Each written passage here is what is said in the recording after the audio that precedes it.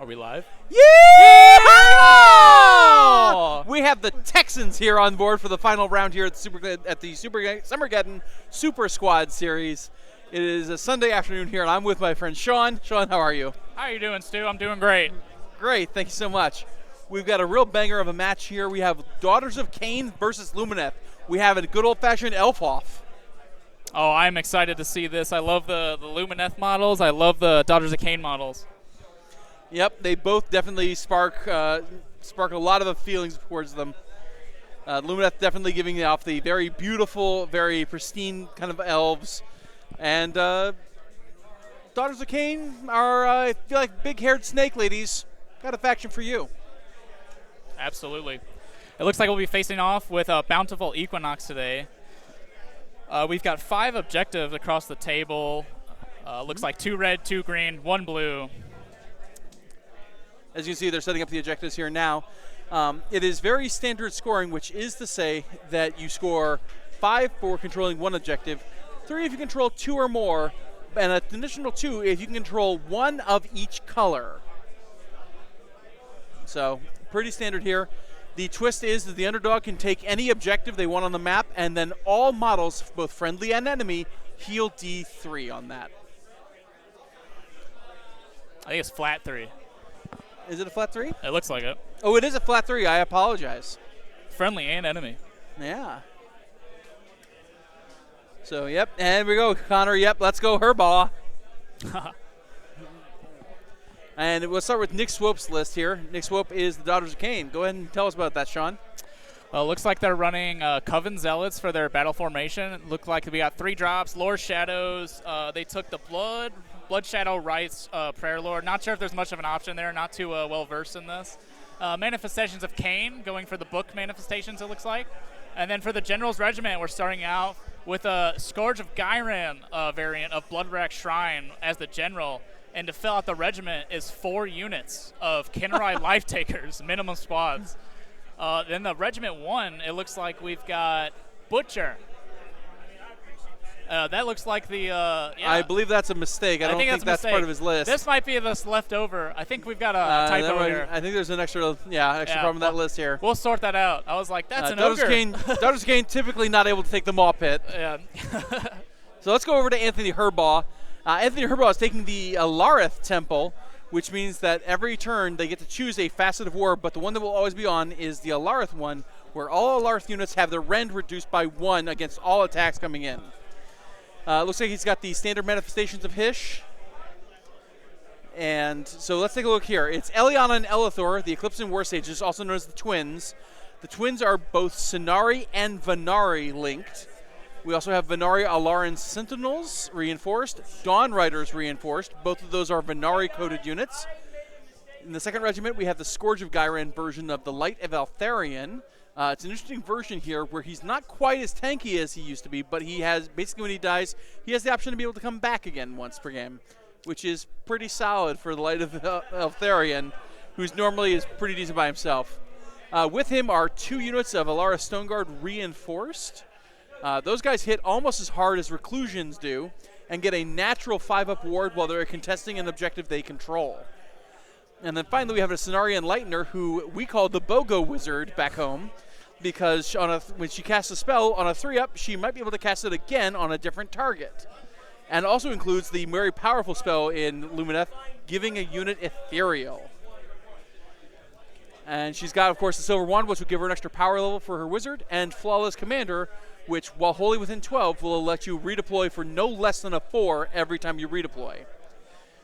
And, of course, he's brought with him the Shrine Luminor, what might be the most problematic piece of terrain in the game, as it is a floating island that moves. Oh, yeah. So much to take in on this Lumineth list. There's a lot of threats, a lot of fast-moving pieces, a lot of things that'll blow you off the board if you're not careful, it looks like. Mm-hmm.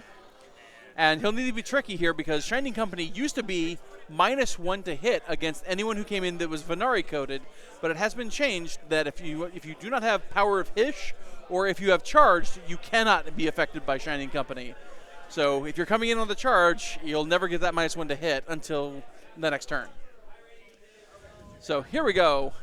All right, picking up where we left off in the Regiment 1, we have a Scourge of Gyron variant of Crethusa the Crone Seer. I'm not sure what that does. Do you know what the Scourge She's of Gyron? the new the new Dawnbringer character here. Oh, okay. That's all I remember. That's right. All right, moving on. We'll go to the Sisters of Slaughter. It looks like a reinforced block. We got 2 of those, and then we've got a Witch Elf unit with double weapons, also reinforced. And then the next regiment, in the final regiment, we've got a Slaughter Queen on Cauldron of Blood, and she has 2. She's got the artifact and the character trait, it looks like. The Zealous Orator and the Khaine Pendant. And then to round out the list, we've got a final reinforced block of Sisters of Slaughter with bladed bucklers. A lot of bodies here, a lot of hitting power. Just a lot of staying power. And then back on the Crethusa, the Crone Seer. It looks like she does a lot of stuff. She's got Burnt Offerings, which lets her pick a friendly Cauldron of Blood. Oh, I'm sorry. I totally misread. You want to take this too? I'm so sorry. Sure. Yeah, it's no problem. But first off here, Connor is correct here that she does get D3 ritual points every hero phase. And on a 2-up, she's going to be able to give a Cauldron of Bloods or a friendly Daughters of Khaine or non-hero infantry unit one of various effects here, including no commands for any opponents that are engaged with them. They can use a normal movability as if it were a movement phase again, even though it's been during the hero phase, which is an additional great amount of bonus movement there. And then finally, she can subtract 10 from control scores of enemy units contesting, unless you've got the hero or monster keyword. So she could zap a lot of commands there. Her prayer is a 4-up here, and the Murder of Crows, and is -1 from hit rolls if she can exceed your health characteristic. So pretty interesting here. And of course, she's got a couple of attacks here at 4 attacks at 3/4, rend 1, D3 damage each on the staff of Morai Heg. All right, we just rolled here. Looks like we had a roll off for attacker defender.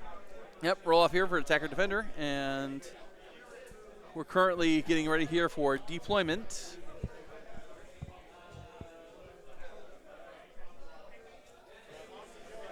So, the American Center should be about 13 inches up on the board. And we're just getting the Shrine Luminor here dropped real quick.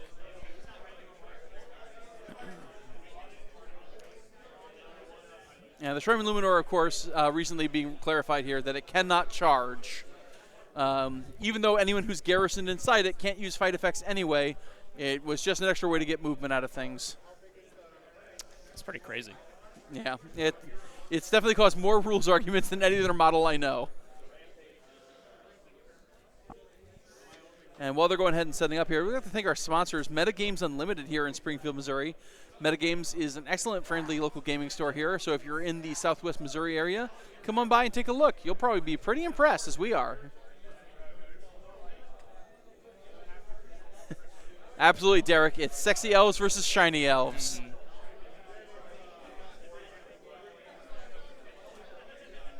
So, yep, they're going over the details here of the scenario, where you need to control a red, a green, and a blue for the final 2 points. Otherwise, it's a very standard hold 1, hold 2 kind of a deal here, where 5 for the first condition and 3 for the second. Well, Derek, I actually think LRL is in a pretty decent position here, honestly. The Sentinels do take a bit of a hit here, but that's okay because they were kind of a menace, to be honest with you here. I think they're going to do a lot of good here, and I think Alarith is going to come way more into fashion, more so than it already is, just because the durability of -1 rend on everything, basically giving you a free all-out defense, effectively, against almost everything, is a pretty great maneuver. Because I think we're in general seeing a movement away from hammers and more into anvils as being in vogue. So Alarith will definitely become more into handy as we get that. Yeah, as we've seen with just the last round, we had like basically 2 armies of anvils grinding against each other to an extent. And Alarith really plays into that role very well. Right. They're kind of like the Trogs in that aspect, reducing the rend. And absolutely, Riverblade stonks have never been higher. their ability to just disappear in places, reappear in others, and just surprise everyone by being able to ace almost every basic hit-foot hero in the game with breaking nary a sweat. It's those things are definitely worth picking up a second unit for me, even if I rarely find room for two. Right. It's always tempting. They're just so cool.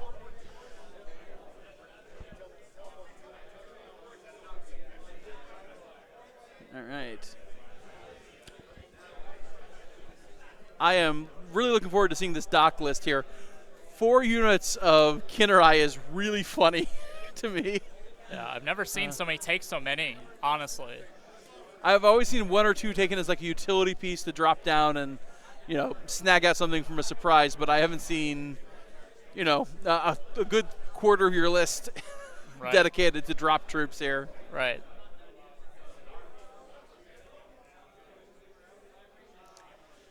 And of course, we've got the 2 cauldrons here as well. Looks like he's got. Let's take a look here. I'm going to take a look at their. Let's take a look here at their tactics here real quick, because you're right, we did not cover that during list construction. I apologize.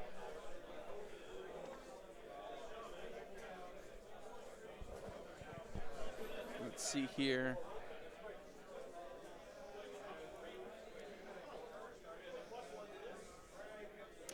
Trying to get BCP to coordinate with me here. I'm so sorry, Derek, but we're working on it. While we're doing that here. Well, let's say I have a word from our sponsor. We've got Monument Hobbies. Now, if you are looking for some very high-quality paint and dropper bottles, they have everything. They've got all the colors, and the quality of the layers is just unmatched to everything I've ever seen. And then another one, we've got Game Mat EU. All of our game mats are beautifully done. It's that nice neoprene, along with I'm not sure what else. I'm not sure where the objective mats are game mat, but that's definitely worth looking into. Here we go, looking it up here. We're looking up Nick Swope's here list. And we have the tactics are... Where'd you put them here, Nick?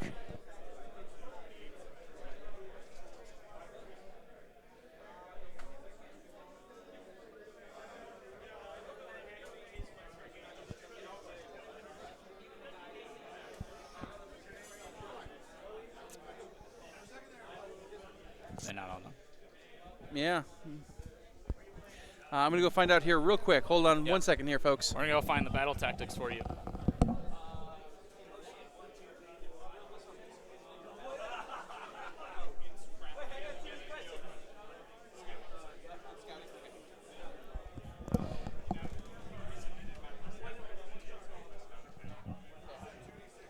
That makes sense. Hey, folks, so we're back, and it is confirmed to be Wrathful Cycles and the scouting objective here, which I believe is referred to Scouting Force.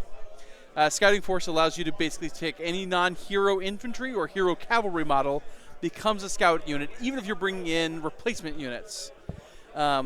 Your goals are either you can have 3 or 4 friendly scout units wholly outside of friendly territory, and then 3 or more objectives or terrain features controlled by any combination or being contested by scout units. They must be within enemy territory, though, anything that's going to qualify for that. And then finally, you get it if you are contesting a terrain feature that you control wholly within inside enemy territory, and it's more than 6 inches away from friendly territory. So Doc is trying to get a couple of things way far up the board, which is probably why he's bringing so many of those Kinnerai. And of course, Wrathful Cycles here, as we have discussed before here, where you're controlling more objectives than your opponent, and then you're going to have to be an underdog for at least once, and then of course you will contest effectively every large quarter of the board. So the old Reclaim the Realms order battle tactic here from last season. Yeah, a very aggressive choice of battle tactics from the Daughters of Khaine. Really trying to take the board, get up in your face, score the points fast, it looks like. Absolutely here. Lumineth, on the other hand, has taken Intercept and Recover. As we know, that is the treasure token one here. Again, like I said, very popular, I think, this turn. And then Master the Paths, which is also a one that's I think we're going to be seeing a lot of here. where if you kill a hero and then you have no enemy models within friendly territory, and or you have more friendly units in neutral territory than your enemy does. Again, there is no neutral territory in this, so you just got to kick everyone out of friendly territory. And then if you complete this battle tactic with 3 different friendly units, each within wholly 9 inches of a different corner, and only one of those is counted within friendly territory. And of course, none of them can be, no more than one of these units can be set up here. So again, it's a good one for Riverblades too. Absolutely. So yep, there is, Doc definitely did take scouts. It's a good call out, Derek, because it's a very logical pick given the rest of his list. Right. Yeah, you can really start to see where the Khaine come into play with scouts. Absolutely. Definitely with, especially with being able to drop at least one of them in the background and just take out what you need to here.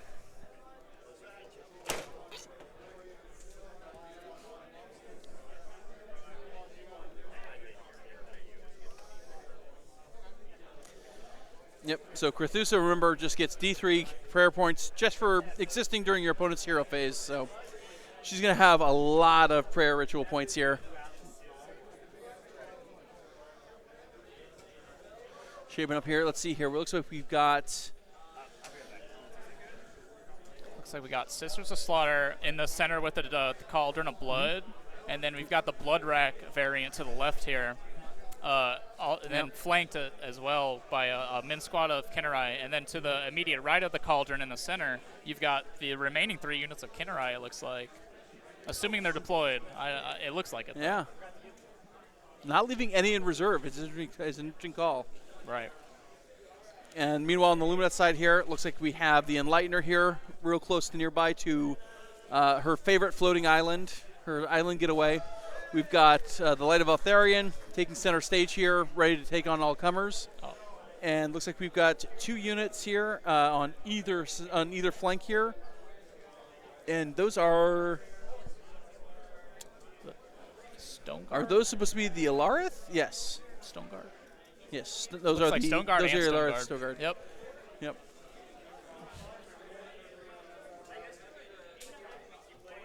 Just looking confused here because it looks like there were some spears there here. So, but it looks like those are all supposed to be Stoneguard. It looks like the game mat's playing tricks on our eyes from the top down. Yeah. That's why I had to get up and actually look over it physically. I was like, wait, I'm not looking at what I'm looking at. Right. So the Dawn Riders and the Archers have yet to show up. So we are definitely not seeing everything yet, and the Twins haven't dropped yet either. So.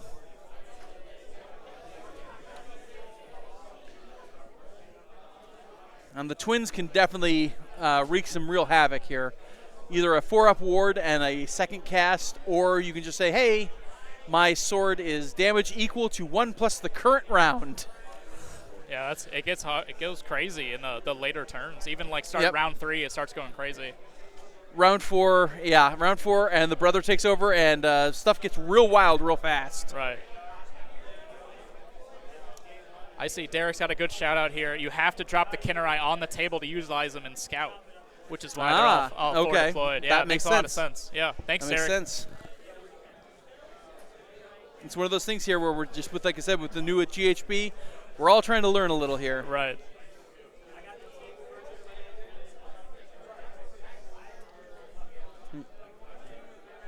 Yep, because it does say anyone who starts the battle is a scout, and while replacement units are models that are placed in reserve are not dealt with here. So unless it receives some kind of FAQ, they would not be scouts.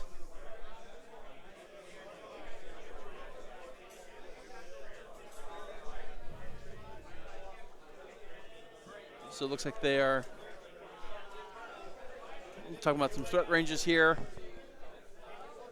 And real quick, I'm going to go ahead and thank one of our sponsors here, Starforged. Starforged make a variety of really nice metal wrought jewelry, incense burners, and accoutrements, all Warhammer themed. And they create some very beautiful pieces of art. Check them out at starforged.com.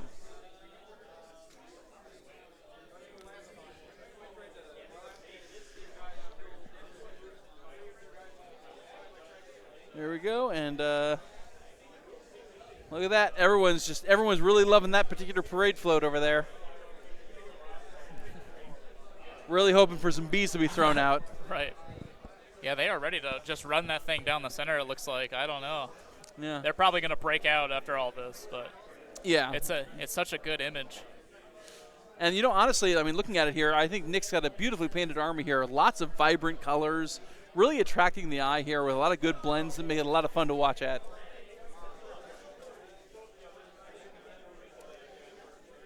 So Nick's just finishing up putting this last unit out here so that Anthony can go ahead and just start dropping his final regiment here. Looks like he's starting with the Dawn Riders. Excuse me.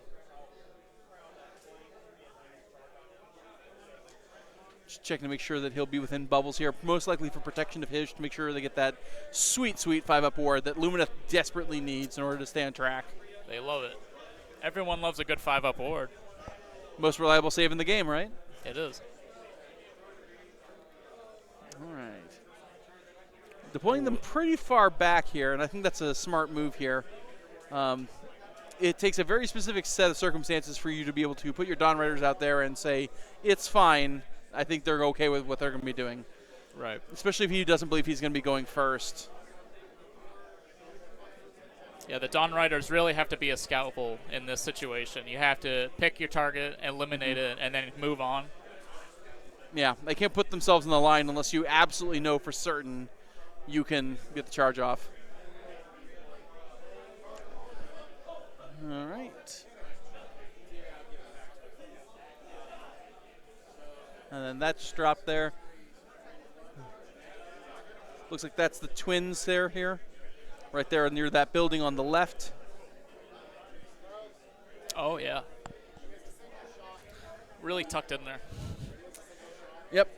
Probably hoping that they'll just kind of sneak around and do some shenanigans until later in the game when they just come out and just become a monster.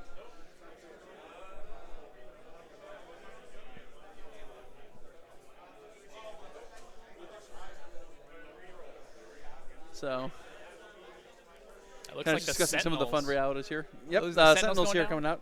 Yeah, it's the last unit he has here.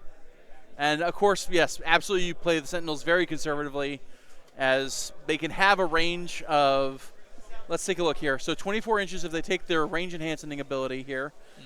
24 inches here plus a total move of 6 plus 4 for the possible speed spell. So that is 34-inch range. Yeah. That's that's going to be reach out and touch somebody for sure. So you don't need to put them right on the line.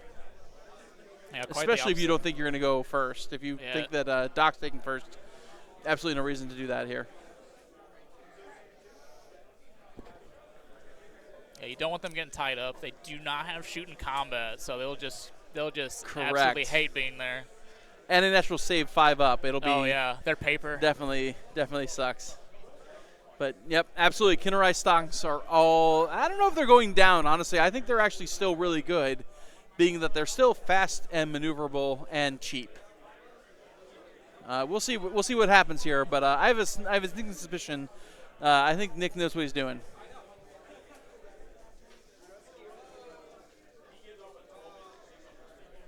There is a big old blob of archers. The part that everyone playing against Lumineth when they see you go, ugh. Oh, yeah. You know, that feeling that rushes over you when that 20 block hits the table and you know you can't touch them until round 3, probably. Right. It's just it's unfortunate. Treasures going on the Crone as well as the green and purple units of Kinnerai. That's very interesting. He's really relying on the fact of the speed of the Kinnerai to keep them safe with the treasure, it looks like. Well, also remember that Alarith don't want to necessarily leave their objectives unless they absolutely have to, because that's how they keep their ward. So they'll want to make sure that they're escorted appropriately here as they move up.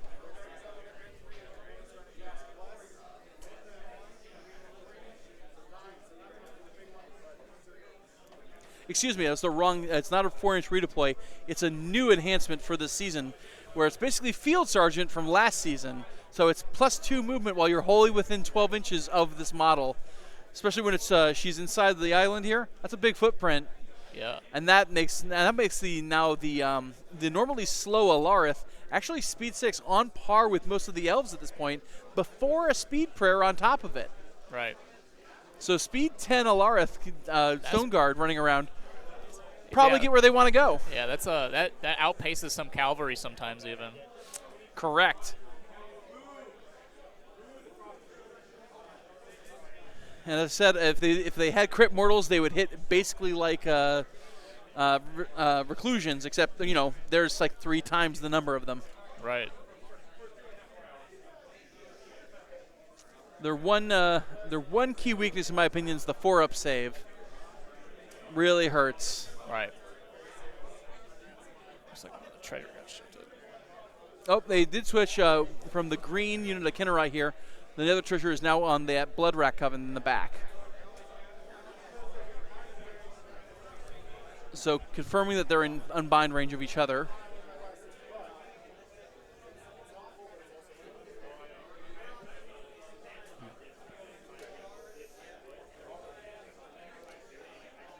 So right now, Nick deciding here on who's going to go first.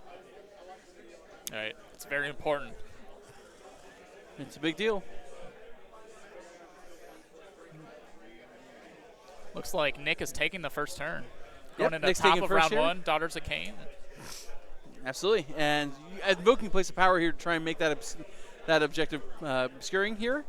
And responding here in kind with the twins, trying to make that red objective obscuring.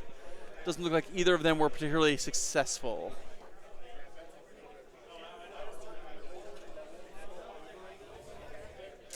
Yeah, because they both rolled a 2, and you need a 3+ to do that now. It's a new way to use Place of Powers here in this season.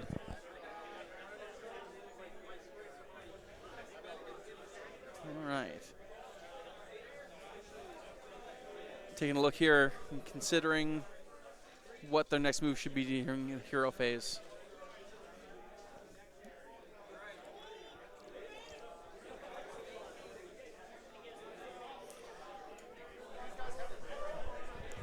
Casting Mind Razor here. Mind Razor, an incredibly... Oh, not on a 3, though. Mind Razor is an incredibly potent dock spell. This is for run and charge. Works on a 9. Try to disbind it here. Oh, on a 2. No thanks. At least it wasn't on a cast. Looks like that's going on to the Sisters of Slaughter out front. Correct. So Sisters of Slaughter will have run and charge now, which means good chance that Light of Altharion might be in combat faster than he thinks.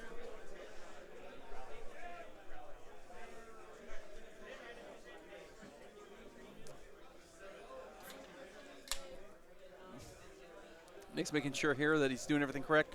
Nick has the advantage here of, I think, being actually, despite everything we just talked about here, being by the more mobile and speedy faction here of the two, but not necessarily have the wherewithal of Lumineth at the point. So first prayer, first prayer didn't work out so well here on the Blood Rack. Pop the pendant here for just two more prayer points here, just so we can get an early start. The crone is now praying, getting a 6. So she's now got 7 points here on her. 7 prayer points.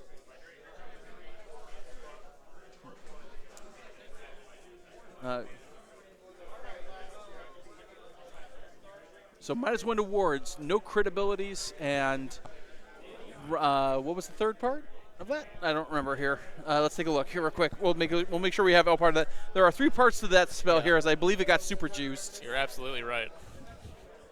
Let's see here.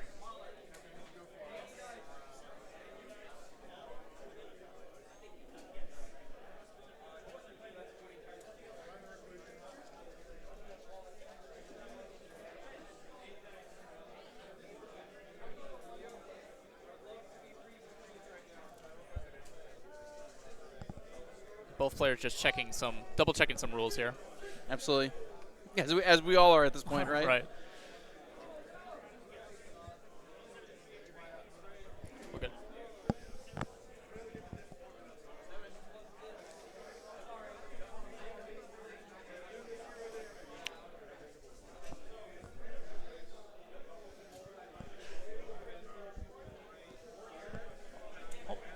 looks like no magical intervention, and we're going straight to No movement. magical intervention here, so we're moving on. Yep, let's go ahead and keep there.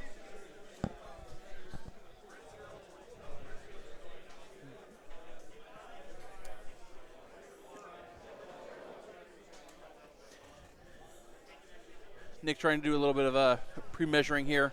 Yeah, he's got to do some gymnastics. He has +1 to run and charge rolls in the first turn for Daughters of Khaine. Is that correct? I believe that's correct, yes. So, and plus the Sisters of Slaughter also have run and charge, so. Of course. Depends if he wants to do this here. It's really up to Nick to decide where the lines of scrimmage are going to be held on this battle. As again, Anthony's taken here a slower, on average, Lumineth list, but that doesn't mean that it is slow. Right. This could easily become very quick, very fast. One of the reasons that Alarith is good is that it is deceptive about that. It normally looks like a very slow kind of plodding army, but it has the option of turning around on a dime and getting fairly speedy. Yeah, absolutely. It kind of wants to draw you in to the right place at the right time, and then it turns on the gas in an instant, kind of tries to roll you over. Yeah, and I think this is, generally speaking, I think Doc versus Lumineth is a great matchup here, especially with Alarith, where it is a lot of really heavy-hitting glass cannons versus some of the most durable stuff in the game. Sons of Slambo giving out a chant here as they into the room here. Everyone's trying to keep up some last-minute morale, last-minute cheer here as we into the final round here of the Summergeddon Super Squad Series. Just checking here that Mind Razor did not, unfortunately, in fact, go off. Mind Razor, unfortunately, is probably one of the best spells for Doc, and if you're not casting it, not sure what's going on. Looks like he's just jumping on that center objective with all 20 bodies, making sure to get that full control on it. Yep, Sisters of Slaughter definitely trying to make a name for themselves. The Sisters are doing it for themselves here.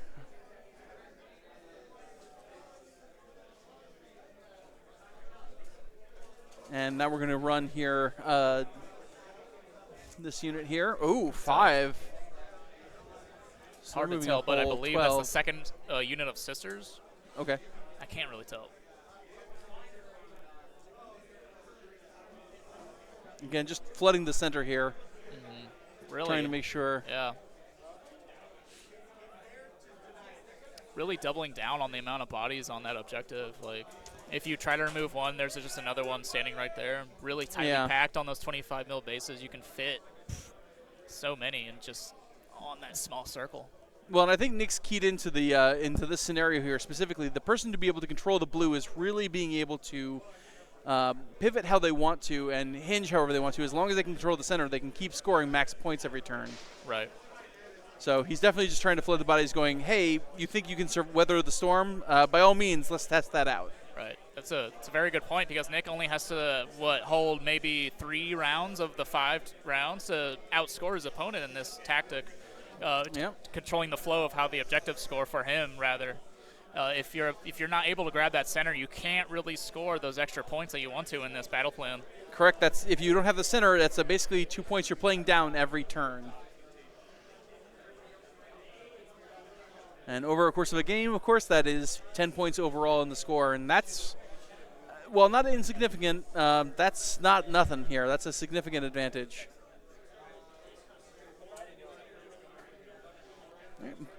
Parade float coming on up. Just double checking to make sure that they're in wholly within 9 here for the extra save. The Crone and her coterie coming up.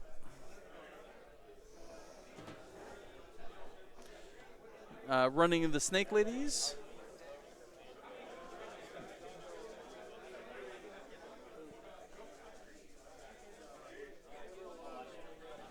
Yep, they're just moving over here to get within the bubble here to provide more contact, just to make sure that nothing bad can happen to the Crone, unless things have already gone spectacularly bad.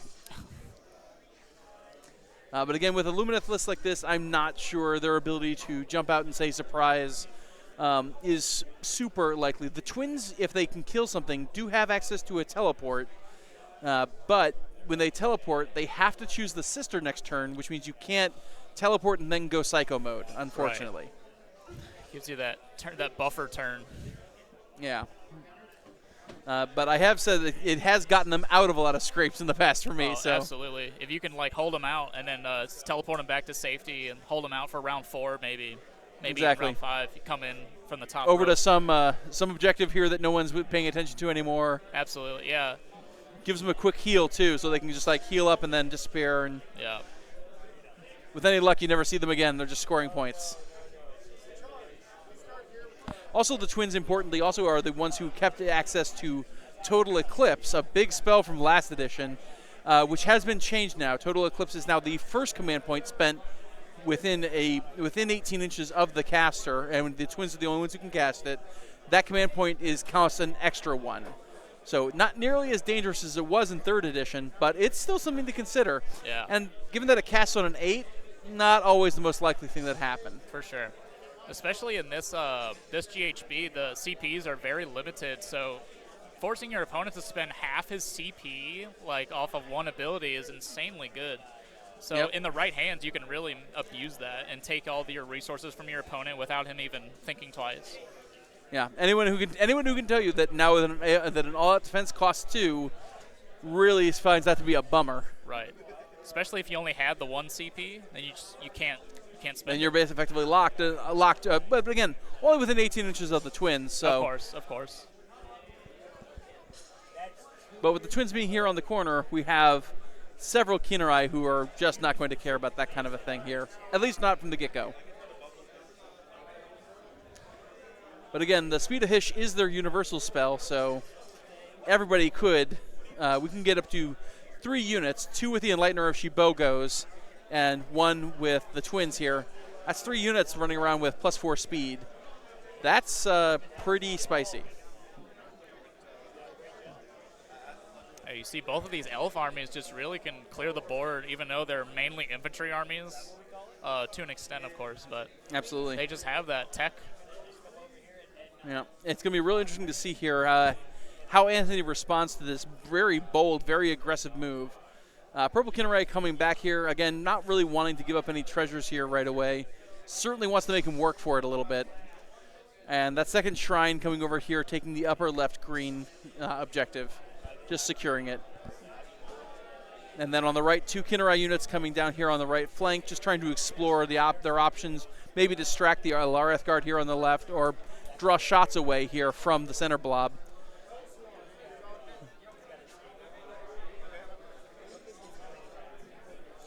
So no shots available here to Nick. Anthony is taking a look at his options for covering fire. He is going to cover fire here. Anthony is going to spend a CP to cover fire, firing into this Khaine right here. We're just double checking to see how many they need. It's basically, as you know, covering fire has to target the closest unit to you. So, all right, so it is going to have to be the rightmost one, it seems. That is technically the closest one to the unit. And, of course, it is -1 to hit. And if Anthony has not picked the Power of Hish, it's going to be 4s and 4s, clicking only on 6s. And 6s are auto wounds here. So doing 2 waves of 20 here, one with the champion in it. And Wow, popping out 6s already. yeah, although as you can see here, if he had 5s as Chris with Power of Hish, this would have been very exciting. It really shows you how powerful that power is. Yes, especially with the Sentinels here, it definitely makes them an incredibly problematic unit. Yeah. Very frustrating for my opponents, I can tell you that for sure. All right, and then 4s here in the wound. Okay, 3 of them go through. That's still pretty darn good. That's 7 at the first half. Remember, we are going to do these shots again because each archer is contributing 2. And it is rend 1, damage 1, so it's just death by 1,000 cuts here, hopefully. And we're just doing an armor check here real quick on the first wave. So that is 5 damage coming in. Now, second wave here on the archers. And so far, the Khaine have OS 5 wounds. Let's see how many more we can ask from them. 5 6s here in this. So even though he's relying on just fishing for 6s here, more or less, That fishing expedition is going pretty well. Yeah, absolutely. Now, Kinnerai don't have a particularly high wound pool either, so these losses would really hurt. Yeah, I think they have 2 at Are they 2 best. right now? At best they are here. We'll double check that. I was hoping they are 2. But I thought I remember them having 1 for some reason. These are Kinnerai life takers. They are 2 health each. 2 health. Oh, good. So we are looking at least 2.5 dead here already. It looks like we're rolling here the remainder of their wards. Yeah, pretty darn good ward there. 3 more.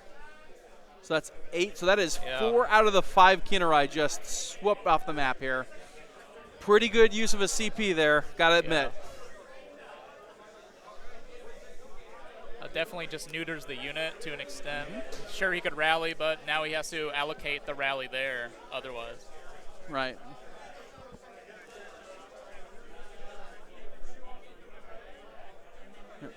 So it looks like about 9 inches here. No, not on a 6. Yes, the power of the Sentinels, Jintovo. It's been a problem, and it will continue to be a problem, in my opinion. Shooting may have gone down a bit, but it doesn't mean they're dead. 12-inch charge. Wow. Let's see if he actually wants to use it now that he's actually won the lottery. Let's find out what he wants to do with it. As you can see, about a 9-inch, maybe 10-inch can get you into the light, but can a little further get you into the Enlightener and just clip it right off. If you can clip that Enlightener this early, that's huge, I'd say. Yeah, especially since the only other person who really can go in the shrine is way over here on the left. Right. As technically the light can, but not really do much with it. He'll have to be careful. He might also pull in the ponies, too. And the Dawn Riders getting in there may not be exactly what he wants to do necessarily. Yeah. Denying them a charge is big, but they're not incompetent melee artists without it. They're great in a slog as well, so you got to really think if you want to tie them up for that long. Yeah, 3 health and a 3-up save natural is pretty crazy for elves. They'll just end up tying you up for the rest of the game or killing you out over time. Right. Oh, and they... Ooh. Looks like he's committing to the 12-inch charge, completing it into Eltharion on it first, of course. But it looks like he was just outside of the Enlightener, I believe. That's what they're declaring here. But again, they'll still have a pile-in. Of course. So the pile-in will probably be able to get at least 1 or 2 being able to touch the old Swiss miss here and see what happens.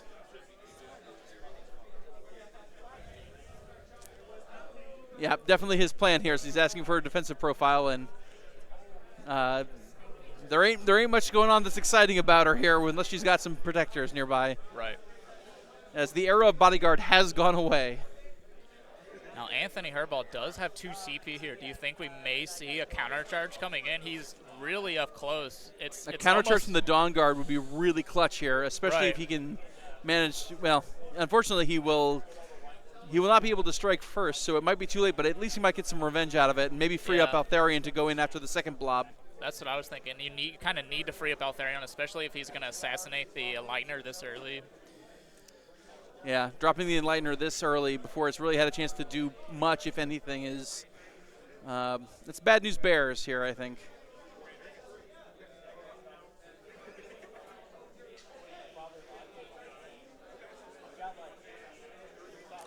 You know, honestly, I mean, I'm not saying I saw this coming because I sure didn't here, because who could foresee a 12-inch charge? But if you are thinking about that, just as a piece of advice here, using Magical Intervention to try and cast the Sanctum of Amtioch, because you only need a 4, so a 5 during Magical Intervention, to pop out a 4-up ward bubble for the caster.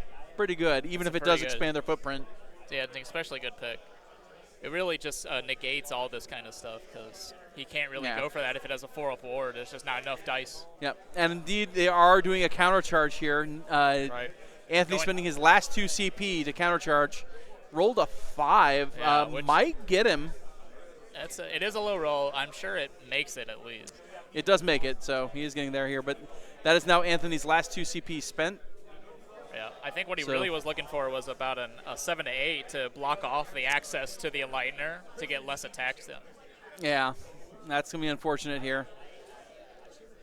But again, it's going to be about what it's. The Enlightener's days are numbered here, probably, but it's about what it's going to cost Nick in return. Right.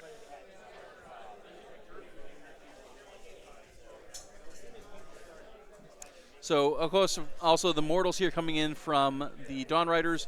They'll roll a die for everyone in their unit, and on a 3-up, it's a mortal wound to the attacker unit. So, oh, there we go. There's some good dice here. That is, looks like 7. Wow. 7 mortal wounds here to the Sisters of Slaughter. That is, that's rough. Ooh, and like not a lot of 6 good words there. 6 go down, it looks like.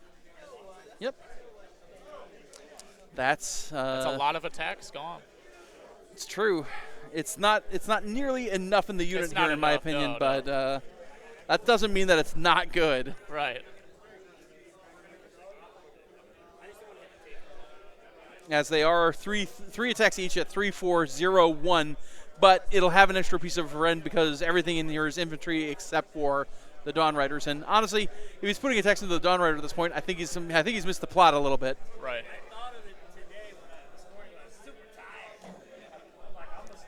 And there's the key here. I just was reading here, the Sisters of Slaughter, being able to, during their their combat phase here, being able to move an additional 3 times. No crits and no charge damage here, so that does turn off the Dawn Riders a little bit here because of that spell he cast earlier. Absolutely. But Nick using the ability here during the combat phase before fights happen, being able to move an additional 3 inches guarantees that Enlightener not going to leave. It's not going to see the top of Anthony's round here. All but for sure. And unless I missed my mistake here, the tokens that Anthony's using are Marvel Crisis Protocol tokens. Yes. So yeah, I think I see a couple Marvel Crisis Protocol tokens there used for spell effects here. Very clever use. There's nothing wrong with it here. They're great. I love them. We'd love to see it. Okay.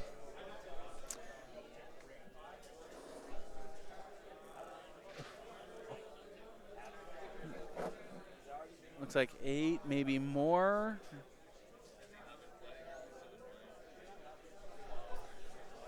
He's lost 6 out of the 20, so there's only 14 left. 5 into the horses, 9 into the Enlightener here, leaving Altharion alone. Right. Not even touching him. Which I guess is I'm not sure where I would. Put I the feel like attacks that's a itself. choice, Yeah. I think I would try to. as his melee weapons are 2s and Oh my 3s. Little rend, but a lot of damage. Yeah, that guy's kind of a beast. I kind of want to drop him as soon as possible. I'm not sure.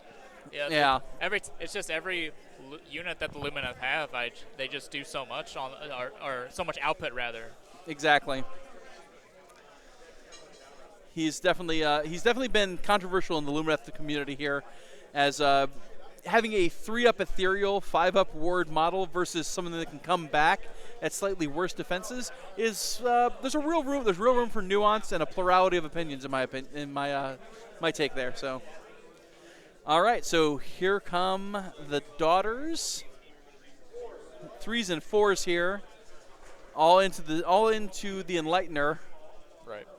Letting it ride, not spending any CP. Nick's saving all 3 CP to go into the bottom of this round. I So think it's a good hopefully- call. Yeah. He's going to really need them to try to stand up to what the Lumineth can throw after this.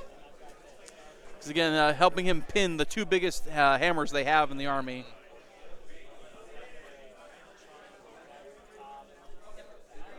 So 6 coming in here at 1 rend here. So that's making a 6 up here on the Enlightener. Saving 2, but unfortunately 4 are going through.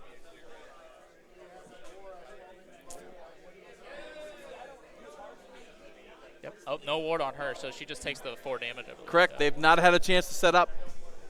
That's right. They need that. They need their spells off. But the good news is that doesn't mean the Enlightener lives. That is pretty that's pretty crazy to me, actually. I really thought for sure he was going to all-out attack, so that's why I thought she was going to go for sure. That 2's the hit really would have pushed it, I think. Yeah. All right. The Light of Altharian here going through. Normally might be -1 to hit on the Daughters, but the Light of Altharian doesn't care. He has a passive that says no modifiers can apply to his hit or wound rolls. Right. He always hits on 2s, people. Always 2s, always 3s. Nothing ever changes it. Things could, however, change it. It's just I don't know any positive to wound rolls that Lumineth has. Right. So 2s, 3s here. Rend 3, damage 3 on this profile.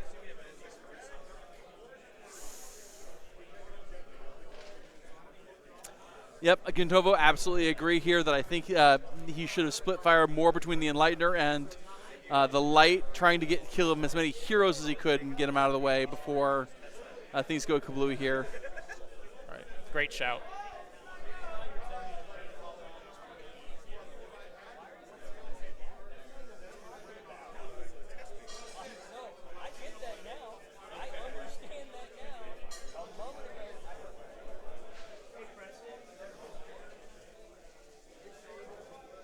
Players just sorting out a couple of combat nuances here. Yep. I apologize here. They didn't have an extra move. That was their pile-in move here. These are the Sisters of Slaughter with bladed bucklers. Every time they roll they have a save roll of 6s. It's a mortal wound back to the attacker, and they just actually have a passive of -1 to hit, which affects a lot of folks, but not the Light. Right. But possibly another reason to focus on the Light and the Enlightener here more than perhaps the horses. Right. Horses' turn here to get a little piece of the action. Yep. They will take that -1 to hit though from the bucklers. They will take the -1 to hit here. But given it's also the last combat here of this phase, well, Anthony's out of CP, so he can't all-out attack. That's correct. So he's simply stuck, I think, at 4s and 3s, maybe 4s and 4s. I think so, yeah. He gets the natural crit mortals. Crits are turned off because of the spell, so that's right. You're absolutely we're just going to roll statistically what's a quarter of your dice pool. It's just normal combat here, folks. Yep. And it's Rend 1, damage 2 here, though. Ah, yes. Or no, I believe he turned off the plus damage ability as well. Doc just doesn't like to tell you that you don't get a lot of your abilities. Yeah, that's really good. Nick's spending a CP here to all-out defense on the Sisters of Slaughter. Legit, I think, given the Dawn Riders' reputation. Right. Oh, a lot of 1s. Another call out for the Sons of Slambo out here. You can call Texans whatever you want, just don't call them quiet.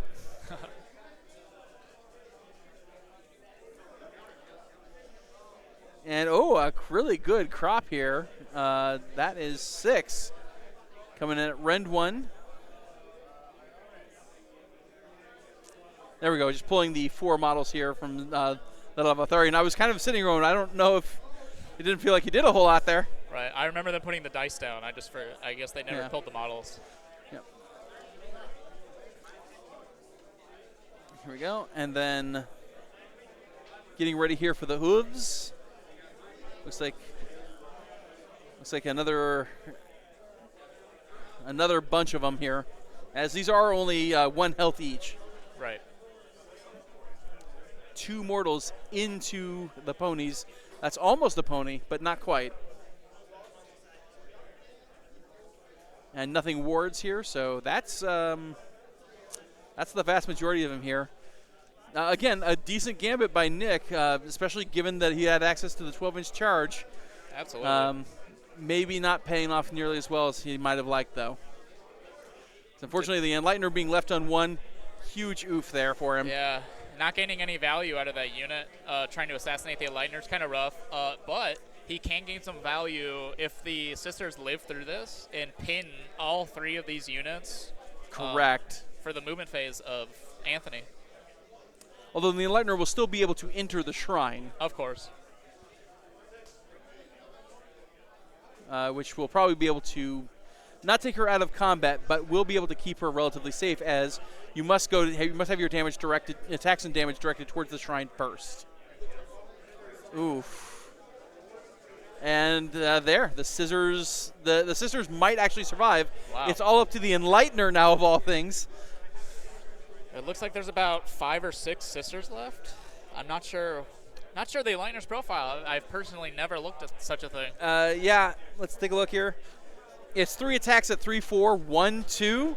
So let's see if this could be a nerd rage moment. Let's find out. Has the potential. The players were just discussing so 2 coming through.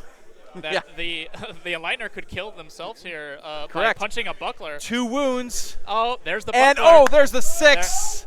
There's the 6. There's the buckler. Wow. So the sisters, after all, pulled it through when the Enlightener tried to spot them. Yeah. But 2 damage still to the sisters, so. Of course. And yeah. He'll agree to kill 2 sisters here over this. Right. And, leaving those 2 models there. 2. Really, it really puts the Lumineth in a position to have to remove them before the movement phase kicks in. Correct, and their ability to do that in the hero phase is going to be very limited. Can you choose not to attack? Unfortunately, no. Fights are mandatory. Yeah. If you have attacks in attack range, you have to allocate them. Correct. This only applies to melee, of course. Yes, you can always choose not to shoot.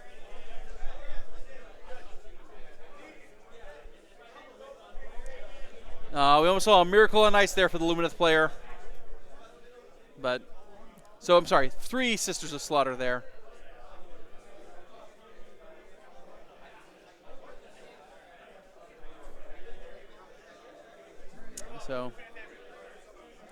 So tactics done there. Wrathful first one going, so that's a 15-point turn here. Wow. As he does control more objectives than his opponent here. Very good first turn. Yep, and now Nick's actually behind the 8 ball on Wrathful Cycles, as he has to be the underdog to do the next stage on that. That's right. Well, that's pretty interesting. We'll see if he's able to pull that off. And trying to create a red obscuring here. No, that fails on the 2 here. But Nick has gotten the center objective to be obscuring. That will really help with the Sentinels not being able to shoot into that blue objective. That is huge. We got Tie Block in the chat with a Slambo call out. That's right, T-Block. Slambo. So Speed of Hish being cast from the Twins onto the Alarith Guard there on the left. Works on a 5. It does not, unfortunately. Second cast here, so going with the sister. Protection of Hish. This needs an 8 to cast. Cast on a 9. This is a 5-up ward while wholly within 12. Works on an 8. He's got it. Wow. So it's a 5-up ward for all units wholly within 12 of the Twins. That's a huge. He really needs that here. Correct. And the Twins are going to have to do some real moving here to capitalize on that right. on that ward. So the Crone automatically gaining prayer points, not necessarily needing magical intervention here, so that's nice. Wow. And Nick seeing if there's anything else he needs to do with those CP in the hero phase. Oh, and he is magical intervention for a prayer here. That's 1 CP down for Nick Swope.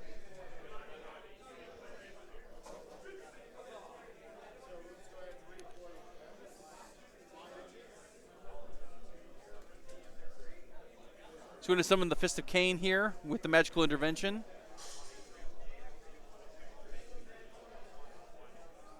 Yep. So.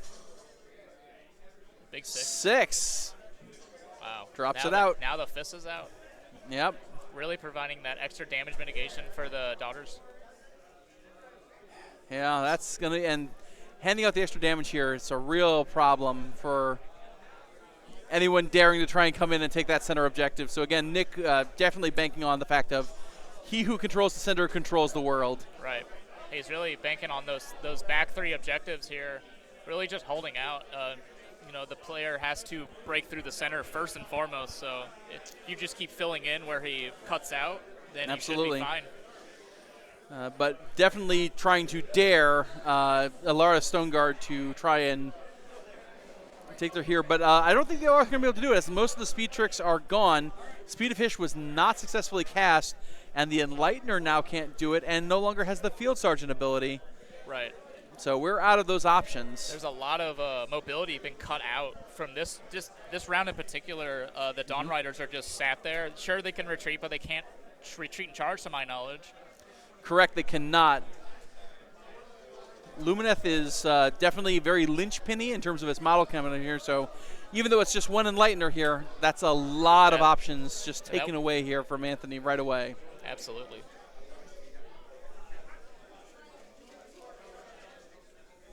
Okay. So Anthony definitely trying to make sure that we're getting things done here. Real quick here, we'll just go ahead and do a shout out here to Artis Opus. Artis Opus makes the finest brushes here in the industry here for miniature painting. You should go ahead, and if you can, I recommend them. It's a tool that will really help you bring your hobby level to the next level.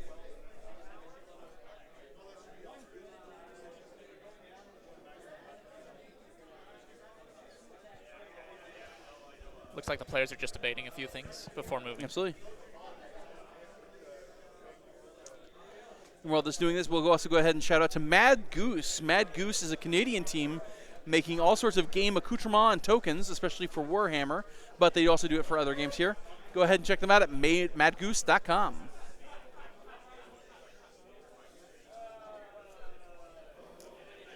All right, so it looks like we're going to be starting here in the movement phase here after a little bit of thoughts. Twins are going to bounce up here to the house, looks like. They are going to run for 4, so that's a 10-inch move there. So plenty of space to get behind that. And then the Stone Guard, unfortunately moving up there. Less than impressive current speed of 4. Not taking a run move. Really just sitting on that objective, it looks like. Yeah, well, I mean, again, since they keep their ward by staying on objectives, there's not much incentive for them to move much past those circles. Right. It's very interesting to see they really rely on that speed to pop off so they can bounce between the objectives. Correct. Really capitalize on that. Yeah, because without that, they sometimes struggle here to make meaningful advances. Right.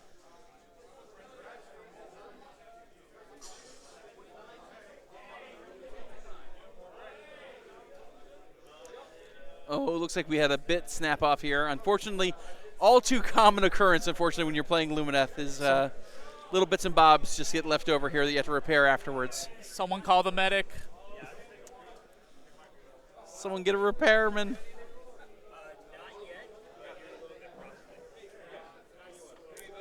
All right. Three Sisters of Slaughter with Buckler still on the enemy, like deep in the enemy territory here, tying up arguably the two heaviest hitters in the army. Right. Already taking out the chief nerd, our Bogo Princess. And we got to see how we do this from here. Really putting the weight on the Sentinels for this turn, at least. They really have to do something. Well, unfortunately here, with the blue zone being obscured, their options are to split fire and either try and take on both those Kinnerai units here right outside the Alarith, or to try and free up them for a long bomb charge here in the center. Right. I live for those long bomb charges, but, I just can't. I don't know if I would vouch for such a move. I wouldn't recommend gambling on it here, as it looks like you would need an 11, maybe a 12 in order to charge. You would need a 12. They're just confirming it here, so you would have to absolutely boxcars. So no redeploys to the Sister of Slaughter. Right. Pretty safe move, I think. Sentinel's not moving.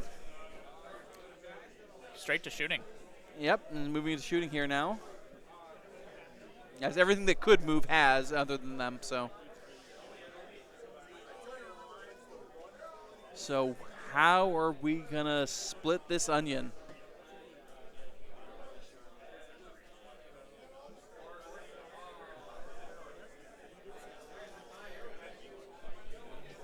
And yep, as predicted here, Anthony is trying to figure out how to cut this Gordian knot here of I just need a couple of wounds in 4 different places. Right. I think that's one of the real benefits of the four blocks of the Kinnerai. It really forces your opponent to allocate his resources in a terrible way if they're not used to doing such a thing. They have to really start to do some mental math on the spot. As we saw with Josh M. here with Feast Brigade, where he had the 5 Aberrant Ghoul Kings from the Scourge of Gyran, it really does hurt as you have to start splitting your attacks. Because if even one of them dies, it turns the rest of them on, and it's a real problem. Yeah. It's Problem Town, population U, and I think you just bought an apartment.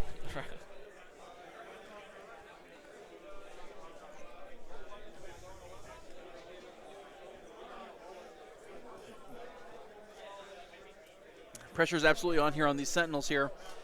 While we're going ahead and doing this, let's give a shout out to Monster Fight Club. Monster Fight Club making accoutrement as well as various games here that'll surely scratch an itch for you and tickle fancies. Check them out at monsterfight.com.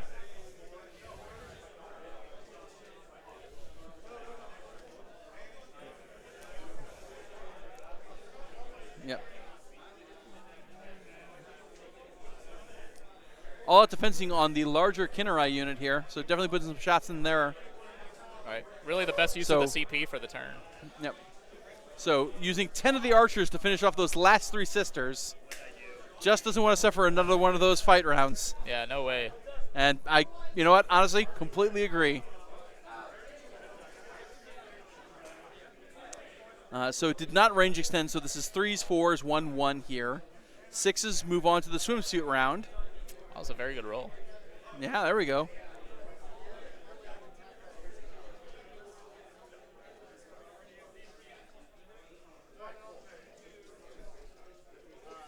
Oh, right, and it turned off the crit effect here, so right.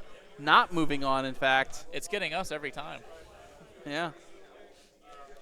Lumineth, of course, tends to live and breathe on a lot of their crit effects. Right, of course. But, hey, there's 7. 7 at Rend 1 here. Yeah. Coming on in. Let's see what they do. Odds. Yep. The Yahtzee. 1 6. Not quite. 2 more 6s. That is exactly what he needed 3 wounds. Yep. Doop, doop, doop, doop. So, too late for the units to move, but at least enough for them to maybe have fun a little bit with a long bomb. But we still got more Sentinels to fire here.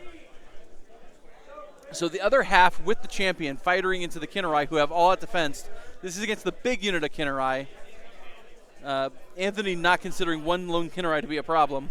Right. 6s should be counting for something now here, and yeah, there we go. Look at that. That is a lot of 6s. Good heavens. Woo! It's the class of 2006 here because lots of them showing up to the reunion. And then 4-ups here to wound on the remainder. There we go. Nice, Very nice. good wound pull. So 6, 8, 10, 12. Lucky 13 coming into the Kinnerai. The Kinnerai have all its defense, so they're effectively making the Rend useless, so it's back to their base save. Saving on 5s. Wow. Well, that is a good save. He could good potentially save him on a nice ward roll here. He's got 6 wounds in the pool. He just needs 2 to keep the unit alive. 3 of them die. Wow.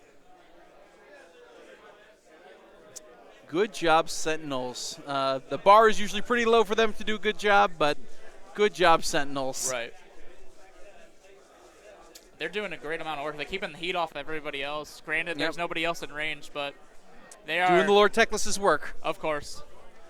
To be fair, though, it's not like Nick gave him much of a choice. Of course. As I don't think he wanted to see his other sisters of slaughter getting shot down here. Of course. By one quick line. Dawn Riders going for that long bomb. Not not on a 3. And with no CP left, we are not seeing any rerolls. And not risking the biscuit with the light here.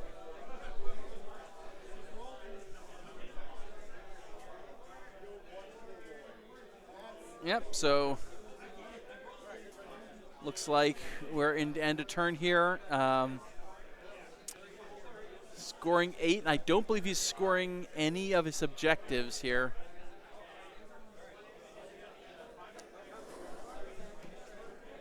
Yeah, it looks like I think he's just scoring 8. Just scoring 8 here. Yeah. So what I've almost noticed here, Anthony's been put in a spot where he wants to double, maybe potentially to remove a lot of models. Now that otherwise, this whole center here might just get stuffed again. So if he takes the double, would that make Nick automatically the underdog?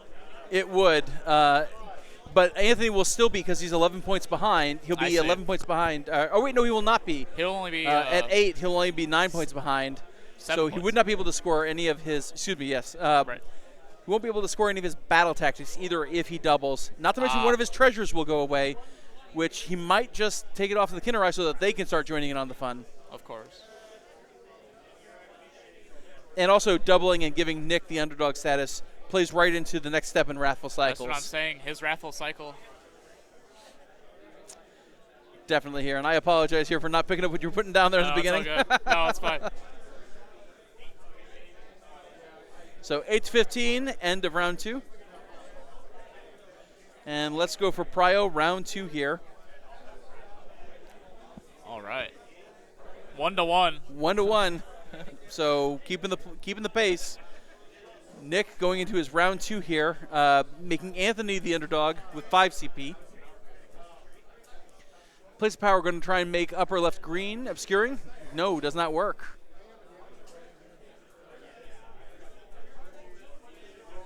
Yep.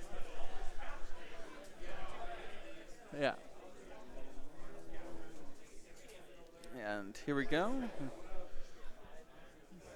Yeah, and please note that the yellow house and the ruined house there on the center line of the board here are considered like forests or area of terrain. So they are automatically obscuring, as are the 2 piles of rubble here directly north and south of the blue. Yep. Quite a bit amount of obscuring here. Yep.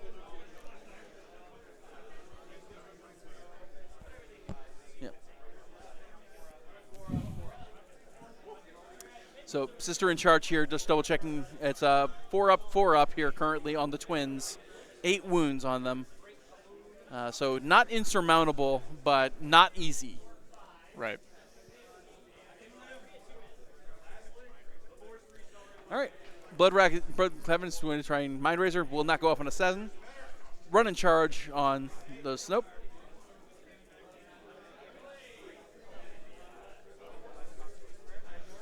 Going down the prayer lineup. Yep, going on the prayer line here.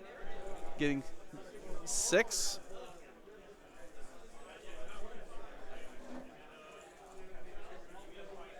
All right. Targeting the Sisters of Slaughter out front, it looks like. Yep.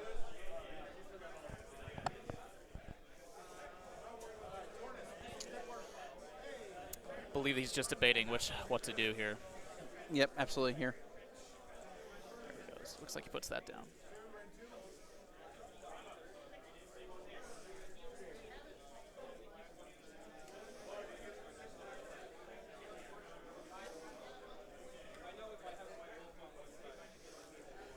Nick just getting some pre-measures out. Yep, absolutely here. +1 to run and charge on the Witch Elf unit on the backside, I believe. Oof. Yep. Not quite. Rolls the 1. Ooh.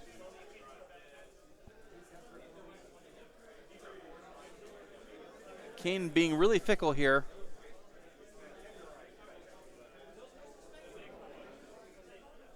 I believe he put the Prophecy of Shelter on the front unit of Sisters of Slaughter, if I'm not mistaken. I think he might have gotten a 9+ on the chanting. Oh, did he? Where he now gets all 3 of those effects. So no enemy commands can be used while you're in combat with the target. You're absolutely no weapon correct. abilities all weapon abilities are turned off, and you subtract 1 from ward rolls. Wow. Yeah. The triple. That's a spicy meatball, as we might say.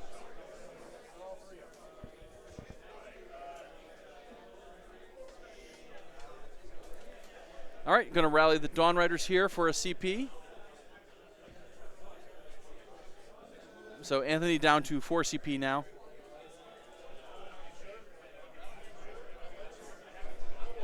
Yep, and Nick's also going to spend a CP here down to 3 for his own rally here into one of the Kinnerai units. One, Looks like two, he got three. three. So A full Kinnerai. getting one Kinnerai here into the bigger of the two units there.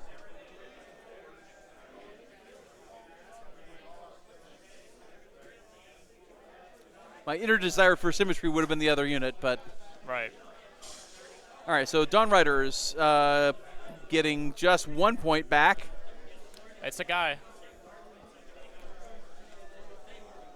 Well, they didn't lose a pony. They just lost They two just had a wounds on wound. that. So I'm sorry. I didn't realize they had floaters Yeah. still. That was a big ask. yeah.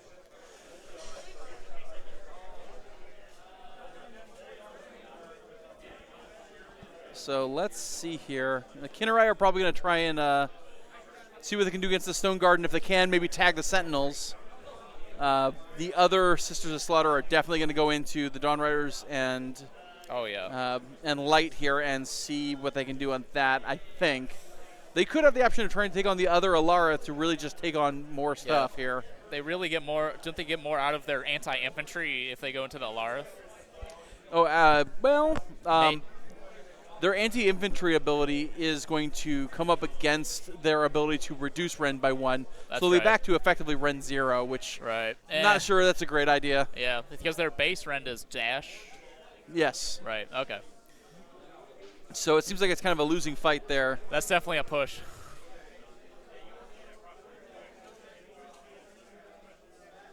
Trying to see if he can fly over this.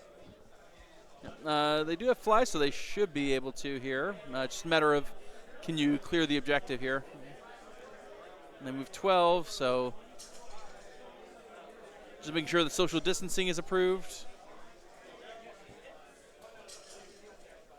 Looks like there's And- a Kinnerai-sized pocket right there.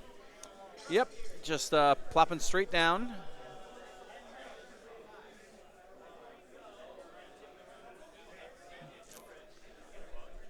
And again, can help out supporting either the next wave of Sisters or, again, might have a clear charge if they get the roll enough to tag the Sentinels and harass them for a while.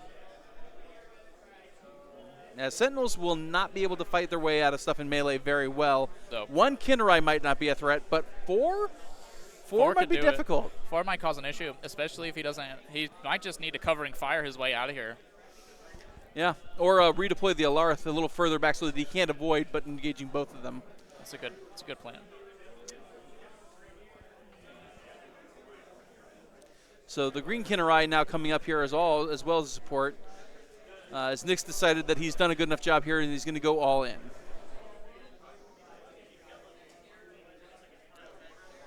Doing a little bit of a daisy chain there. But he's under the 6 models needed here so that he can Of course. daisy chain here a little better.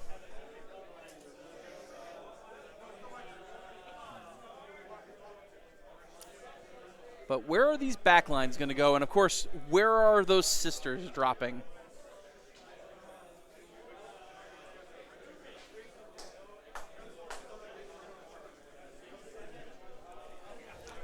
Yep, Sisters are definitely moving forward here, just to try and take the problem head on. Because again, the one thing you don't like to see is Dawn Riders charging. But hey, when he's turning off all his weapon abilities, who Of really course. cares?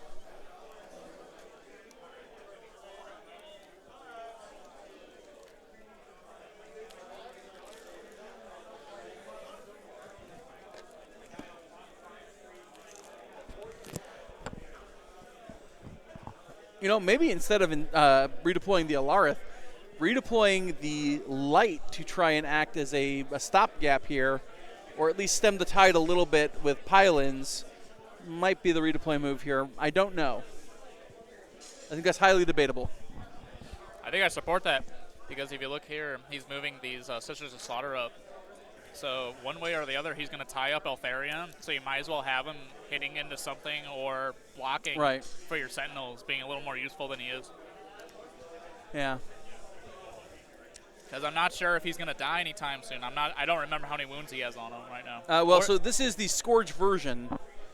So we'll take a look here real quick, and we'll get That's right. get the data on that.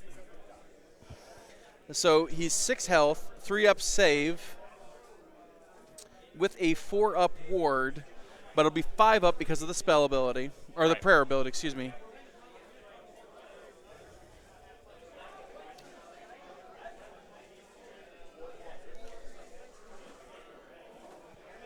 And turning off his abilities will also turn off the crit 2 hits on his 3 rend, 3 damage sword, which really hurts his ability to clap back. That definitely helps because once, sometimes everyone knows if they face against the Light of Altharion, if he spiked on 6s against you, you know it hurts so much. Yep. It's a big fistful of damage for sure. All right, so it looks like most of the treasures are going, like, shifting over here to the right with the parade float and the crone. And her snake lady's providing backup here. Yeah, Nick's doing a fantastic job on his side, using the terrain, using the units in front of him to block for all of his valuable pieces in the backfield. Exactly. You can tell Nick's definitely been he's been hurt by a deep strike once or twice. For sure. And has vowed never again. Yeah.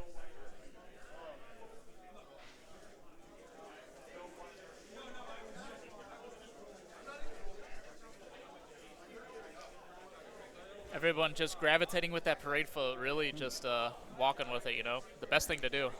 Absolutely here, especially with its aura.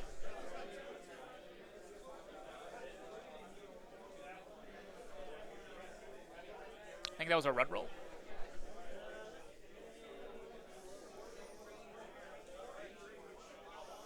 Yep, sure was a run roll here. As those racks do not run very far.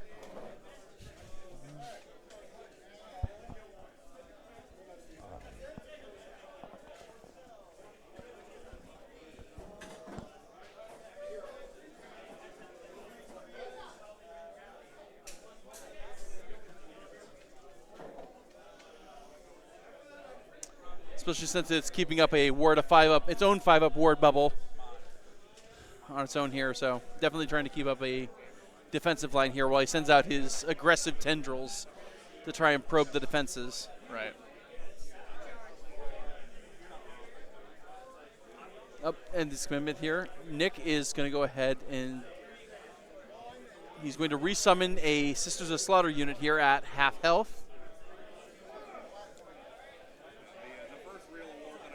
Extremely good.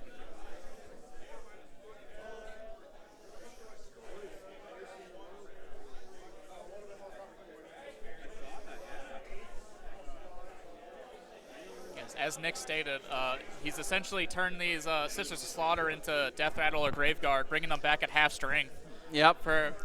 Is it one CP or is it just an ability? I believe it's 1 CP he spent to do this. It's 1 CP, yes. Yeah. So Nick should be down to, 2. It's down to 2, yep. Perfect. Yeah, you can really see the rinse and repeat value you're getting out of here. He's just throwing, he's got the 20 block out front posing and about to strike into something. Ideally tying up Anthony again for another rinse and repeat. Just tying up his 2 hammers, really letting him sit in his own deployment zone. And then, exactly. Sure, he's killing all 20 sisters over 2 combats, but by the time he does that, he's got another 10 spit out, and he's going to throw them in your face again. Exactly. The Dawn Guard are getting a 2-inch redeploy. Might not be enough, unfortunately. You really but bringing back that one thing is once per battle, so that's the only thing it's getting. But again, with a 3rd attack wave coming in here, he really has a position where if things can keep going well for Nick, he keeps Anthony kind of locked in for 60% of this battle. Right. And given how he's gotten rid of a lot of the speed capabilities away from this, it really limits Lumineth's ability to try and run up the clock here in the last moments. Yeah, Lumineth has been stuffed into their deployment zone to an extent here. Really, the farthest unit is the twins on the left side hiding behind this building here. Hopefully they're able to do some heavy lifting soon, though, but it's looking like Daughters have a real good grasp of the board right now. Yeah, and now they're currently, Anthony's deciding if he wants to cover fire. If he does, he has to cover fire the lone Kinnerai over there to the right. The closest unit, of course, which has expertly been placed by Nick. Yeah, which it's an absolute bummer here, but it might be. So he's going to spend a CP here. Anthony's spending a CP to covering fire.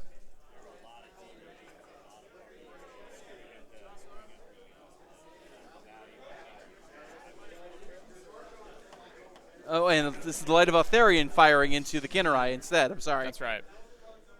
I was confused there for a second. So 2 6-ups. Nope. 1 Kinnerai goes away. So much for the rally check. All right, charge phase time here. The lone Kennerai. 4. That's enough to walk 4 into. Kennerai, but it's enough to get there and tag the Sentinels, and that's all she needs to do. Yep. Blue squad charging 8. Should be able to get at least into the Alarith. Not sure much past it, though. His goal might be to charge the shrine. True. Yep, Anthony only has 1 command point left here, so counter charges are off the table. Very true. We won't see another Dawn Rider counter charge. I think after watching the lackluster thing when he turned off weapon abilities, I think they were turned off. And another 12 Another charge. 12-inch charge. A Slambo. Slambo. Another 12-inch charge. Just. Wow. That is 2 For 12-inch green charges squad for of the Kennerais, Daughters. Yeah, the green. At least it wasn't the sisters doing that again. 2 crazy charges, so making sure here that they can get deep into enemy territory, which again plays absolutely into their hands. Yeah, absolutely, Gentrovo. Another 12 on a charge for the same player in the same turn. Crazy. It's absolute madness here.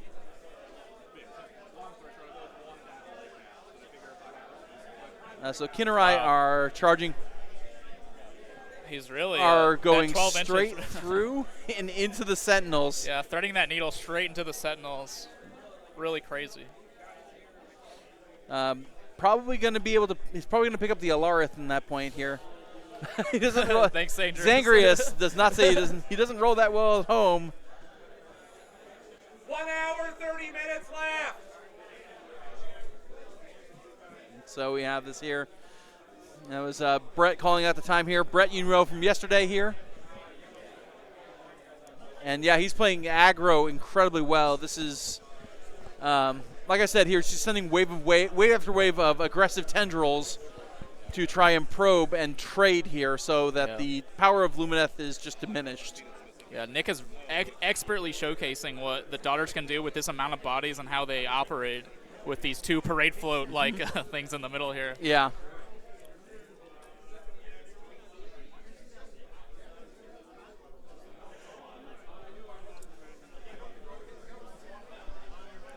So trying to see if we can pile in here underneath the shrine, as the shrine does have a small path underneath it that you can occupy as long as that shrine is not garrisoned. Wow. Which is such a little technical thing, and I don't know why they didn't. I don't know why they didn't just say, hey, check it out, nothing under there can be under Don't there, go just under there. call it away, but that's not the way GW likes to write these games. I guess not.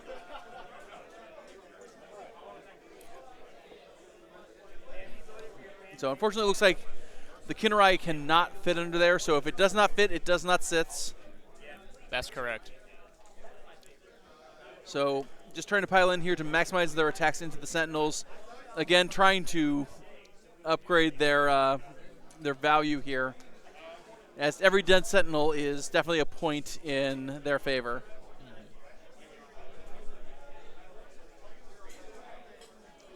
So asking to be piled here in a rank of 3 and a rank of 2 into the Sentinels. Has to be a little tricky here because as they are in combat range of the Alarth, they can't completely leave combat range with them. Whoa! That's correct. Oh, just a little shrine tip. The second tower's been hit! Oh, God.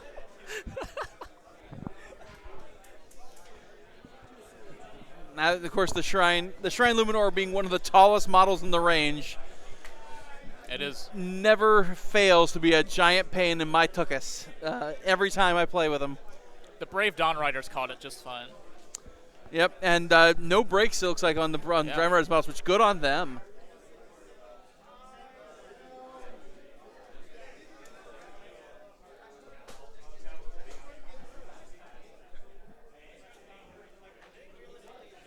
Nick planning to use the Kennerai, was it like a like strike and fade ability? I forget what exactly it's called.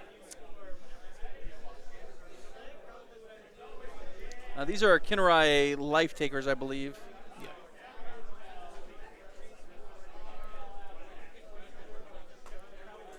And here it is at the end. After they've declared a fight ability for this, they can immediately move D6 inches. And it can't move in combat with any units it was not already in combat with at the beginning. So. Right. So his plan is to funnel them through in such a thin line that the Alarith are no longer in combat with them. Or, correct. Yeah, you can. Yeah. And because they're not currently in line, and the Alarith did not charge, they do not have a pile-in move at this point. Yeah, they're not obligated to pile in. They're not. They're not entitled to one. Entitled, my bad. Yeah. Yep. And here he goes.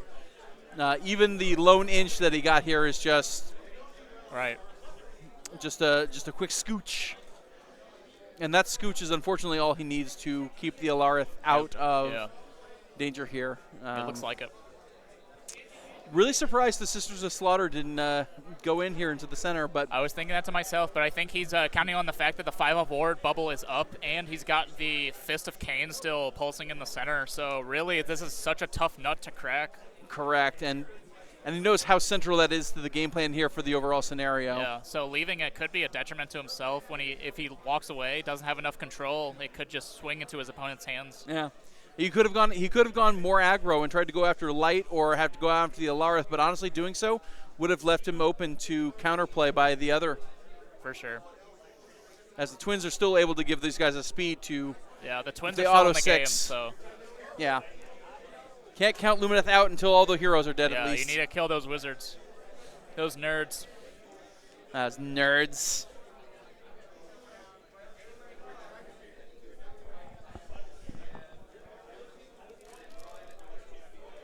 So 19 Sentinels left.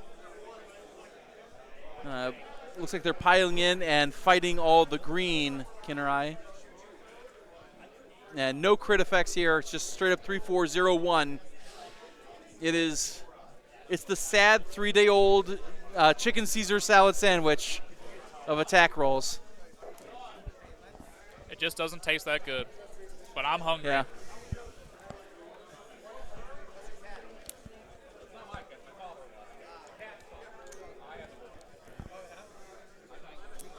We've all been there. Chicken Caesar salad sandwich in your fridge, and you're like, it's been 3 days, but I don't get paid for another 2, so. I got to put it down.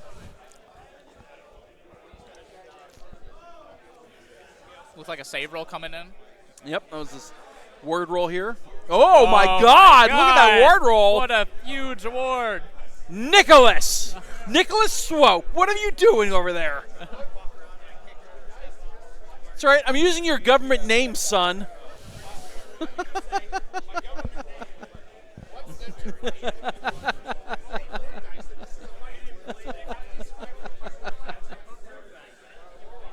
Whew.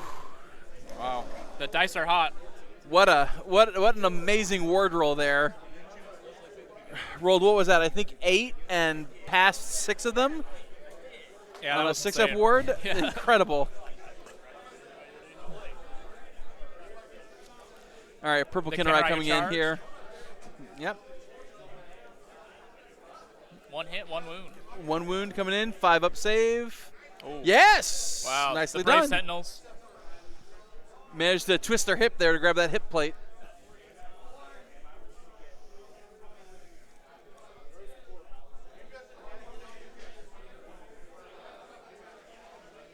So Looks checking like to they're see trying to here. work out if he can tie the Dawn Riders up with this small Kinnerai unit. And what would it cost him to do so? Right. How many will Well, be able to swing? the light's coming in, which already not a great idea. Yeah, I think him alone is Yep, enough. yep. Nicholas immediately thinking better of it.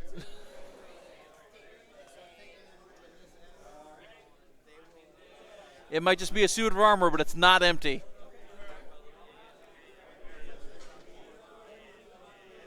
All right, into the Sentinels here. Looks like we got 2 at Rend 1, so that's 2 at 6s here. Oh, that's 2 more dead Sentinels.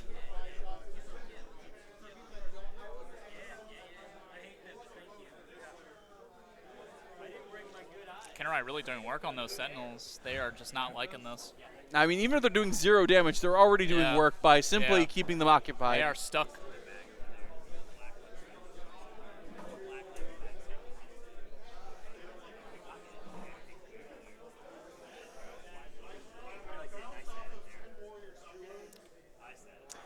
And the other Kinnerai here getting an attack here and jumping into the back just to further cement. Yeah, getting a full surround on these guys, essentially. Yep.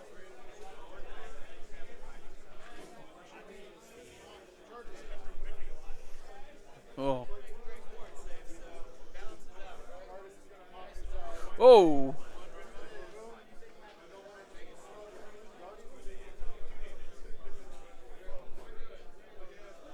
One more down.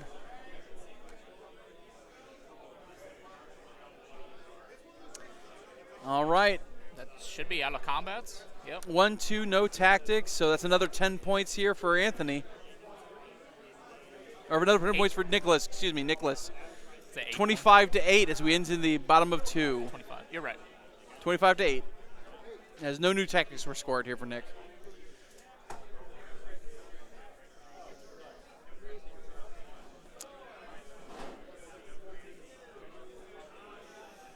No, -1 to wards, -1, no commands, no crits, no weapon abilities, no nothing. Nothing. They can't touch them.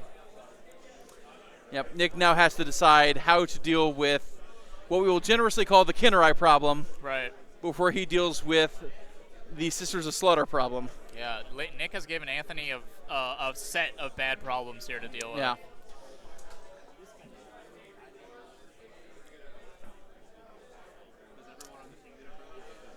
Yeah. 1 command point each. Switching to the brother on the twins. That means only 1 cast here. Right.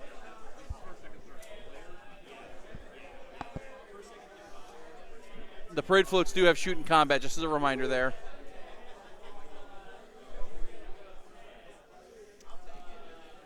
All right. So psycho mode activated here for the twins. Right. Really trying to go in and kill a model, get that teleport up.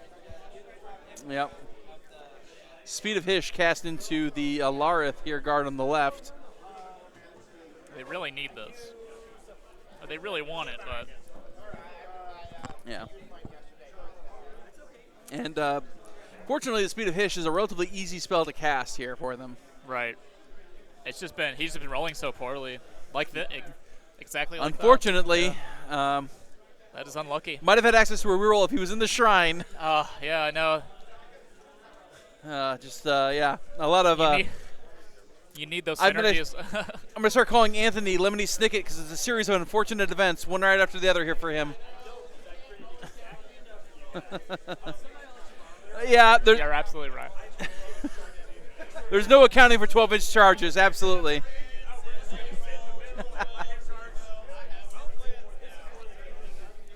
Yep. That's right. Gotta know when to hold 'em, know when to fold 'em. Looks like we're doing some intervention praying. Yep.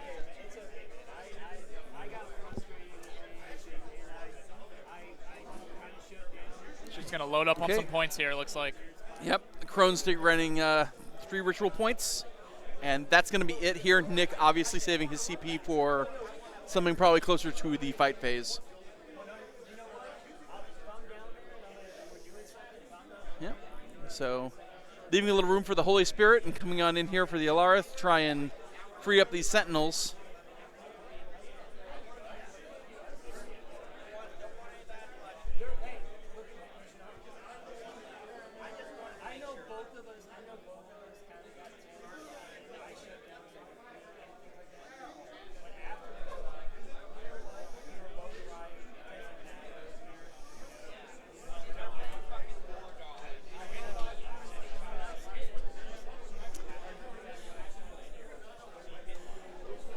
Looks like they're just setting up positioning. Yeah. Nick needlessly bragging to a teammate about his good fortune. It is a really great story, though. That's definitely gonna keep Nick alive and warm in his heart late at night. Right.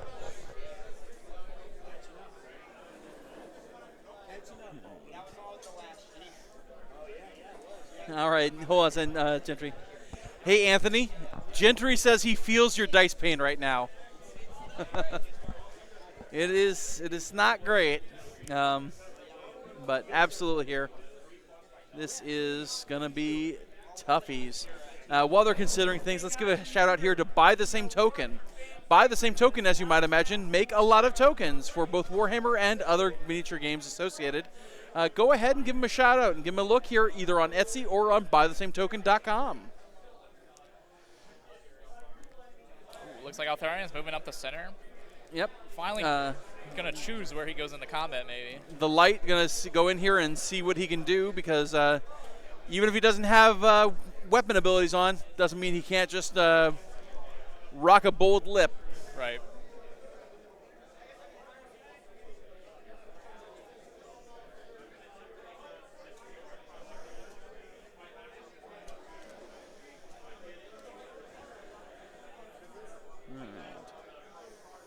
So the Looks Alarith, like the Alarith are pushing off the objective. limping up. They're a mere 4 inches here, unfortunately, because speed did not go off. Begrudgingly. Does that mean now he converted to the brother mode? Does that mean he's going to try and can he sidle the brother underneath that building, or is he going to go after the Kinnera here and try and grab a treasure? Yeah, I know. I mean, I think I would personally try to grab the treasure, but I think if he gets a lucky redeploy on the Kinnera, they could potentially just get away without anything happening. So you could just commit the brother over there for no reason, not get the teleport off. But if you want to try to guarantee the teleport and get some kills in the process, you go to the center maybe. He's going to make sure that other units get their chance to swing first. Right.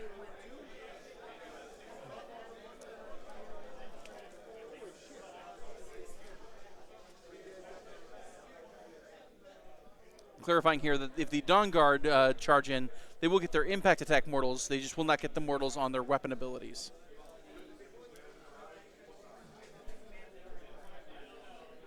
All right, Dawn Guard are going to go for it.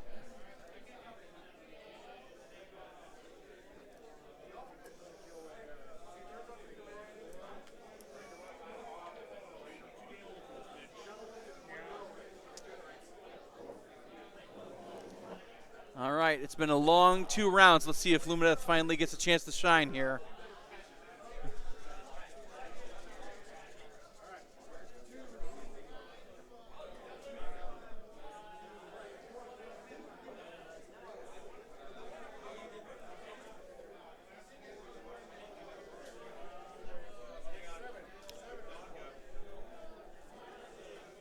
Oh, the brother's on the move. Yep. Looks like he is going for that treasure in the corner. Yeah. Might want to be careful about that range attack, though. Shooting a range attack into them might make the charge even harder to achieve. That's a good shout. Redeploying 1 inch for the Kinnera. Yeah. That's the best it could go for the Lumina. And is that all of his Nick's CP, or was that were they both that is last of yeah. That is Nick's last CP that was the there. final CP for this round. For Nick at least. So Anthony's still got access to 1 though. So he's still got a trick up his sleeve. Right. That 1 inch could make that charge extremely hard for the brother, of course. True. They're taking a look here. Looks like he's going to need a 9 to get through. 9 inch charge, yeah. Anyway, shooting. Light shooting into the sisters. No, I screwed up.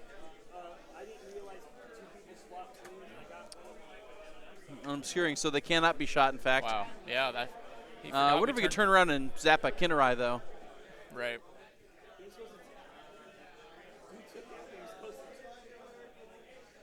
As Lord knows, those Sentinels need all the help they can get. Oh, there we go. Yeah, they are not going to be clearing that out alone.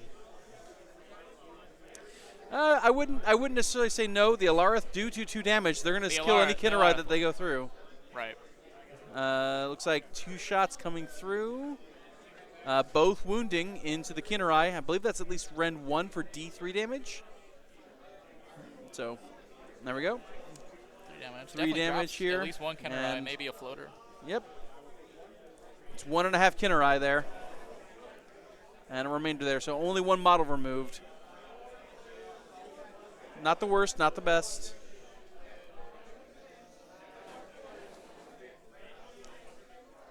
Anthony is checking his odds here on shooting versus trying to charge. My personal advice would be save it for the charge. All right, right. You need him in there.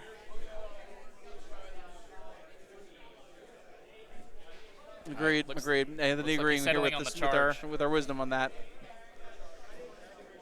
Agreeing with our wisdom, but he is not listening to us here. So, charging with the 11. Big 11. For the light going straight on, possibly straight through the sisters, into the new sister unit, Right. maybe even hitting that parade float. I was about to say, you can get really where he wants to be. That's the best case scenario for a Light of Aetherion, because he really is that scalpel that goes in and starts cutting things down like that. And clapping that that parade float out of there, drops the bubble, gets him a treasure. Yeah. It really just starts to crumble the leadership And- that he needs to. It puts him definitely in threatening range of the crone, Yeah. which is the second treasure. The second thing you need to get, yeah.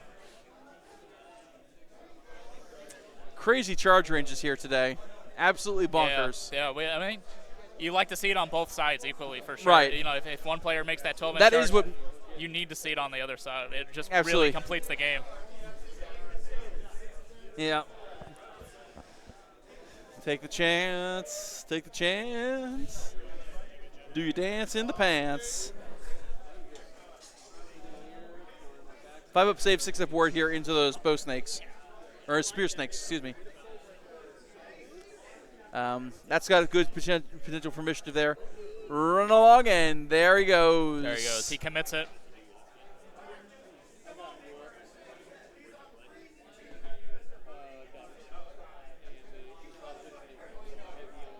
So he'll be able to pivot in from a pile in here and touch what he wants here for certain. Absolutely.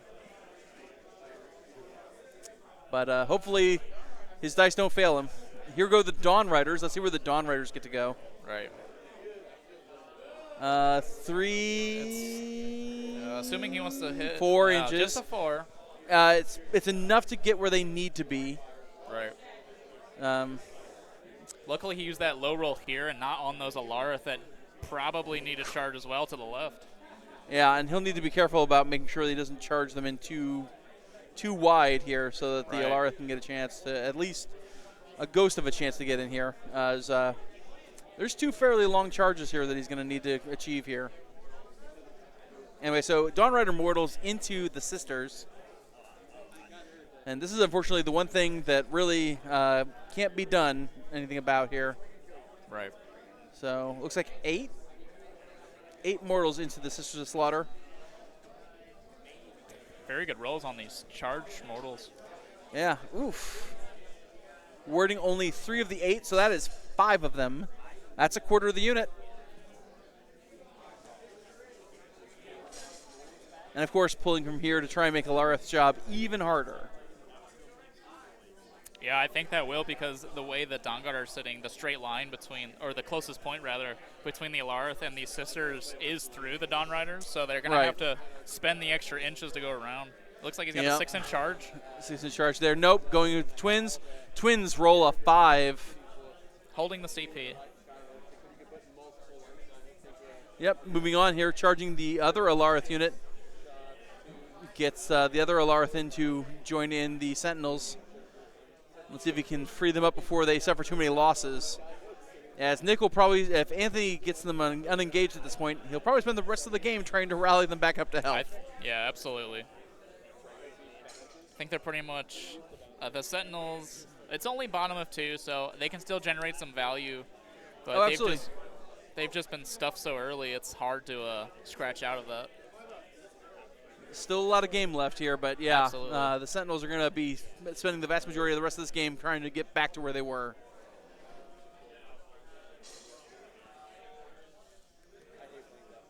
Moving on to the fight phase here, looking to see if there's any fight abilities need to go up before fights start. Excuse me. On a 3-up, +1 attack here to the Snakes. 4 up, we got it. So +1 attacks to the Snakes there near the Light of Aetherion. Really, that's a huge buff. That's a lot of attacks coming out of that unit. Yeah.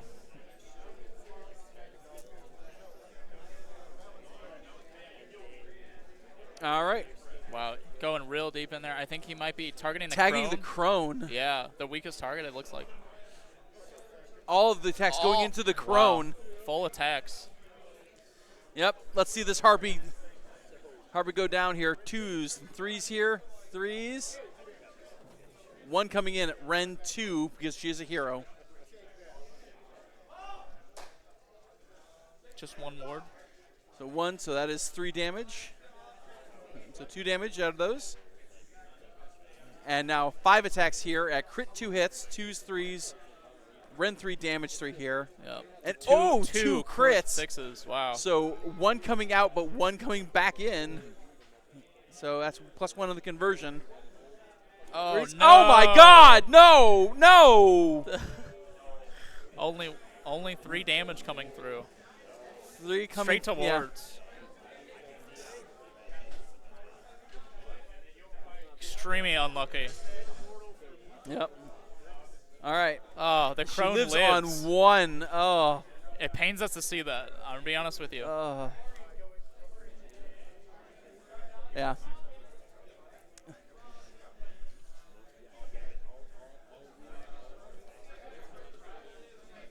Just remembering that the -1 to wound is in effect here. For later combats, of course. It does not affect the Light Oh, of Altharian. it doesn't No affect- negative modifiers Oh, hit you're affect his hit absolutely or right. wound. I thought it was. So while the you're players right. are reminding that, technically just for people at home Just to for- know that that does not stop Altharian. Nothing see. does. I see. Last season, Bodyguard was the only thing that really got him down. Right. And here are the Dawn Guard. Now remember, Dawn Guard now are -1 to wound. No weapon effects. Right. Just +1 damage? Or no, that's a weapon effect. No weapon effects, yeah. That's a weapon effect. No crit mortals, no +1 damage.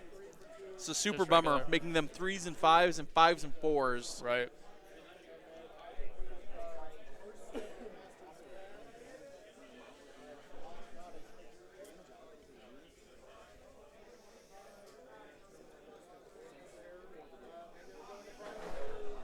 All right. Let's see what the Dawn Riders can do here. They've already gotten rid of a quarter of the unit. -1 to hit and -1 to wound here. So 4s and 5s. This is going to be... It's a very rough profile. This is Gloomspite level. I was about to say, this is just an average Gloomspite attack. All right. That is the same profile as a Chain Rasp. Right. They were 1s. Recalling the story here of Altharian's failed attack run here. 5 1s into the wound roll was such a bummer to see.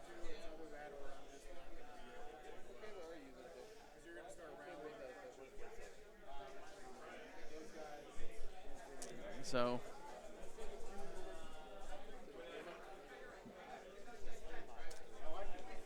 no crits, but that's still a pretty decent roll.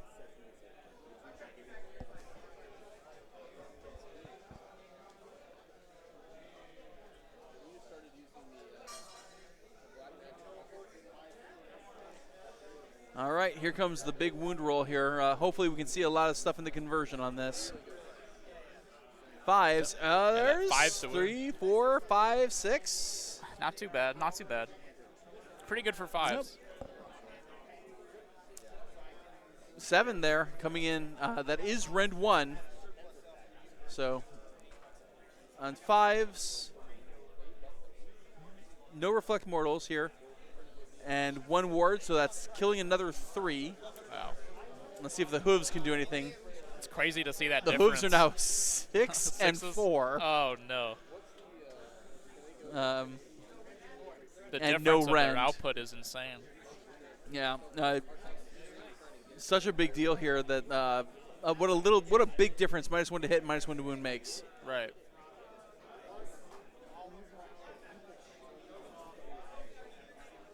All right, 4s here. Only 2 made it through.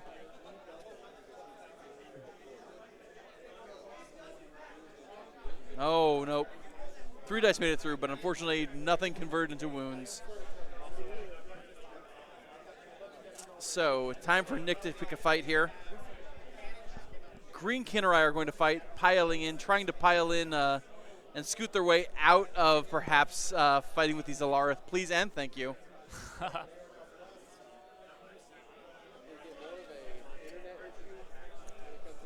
Hoping for his D6 maybe to scoot them out of responsibility. Yeah, right. If he spikes the 6 here. Because he could still end up in combat with the Shrine and be able to get his way out of that problem. Of course.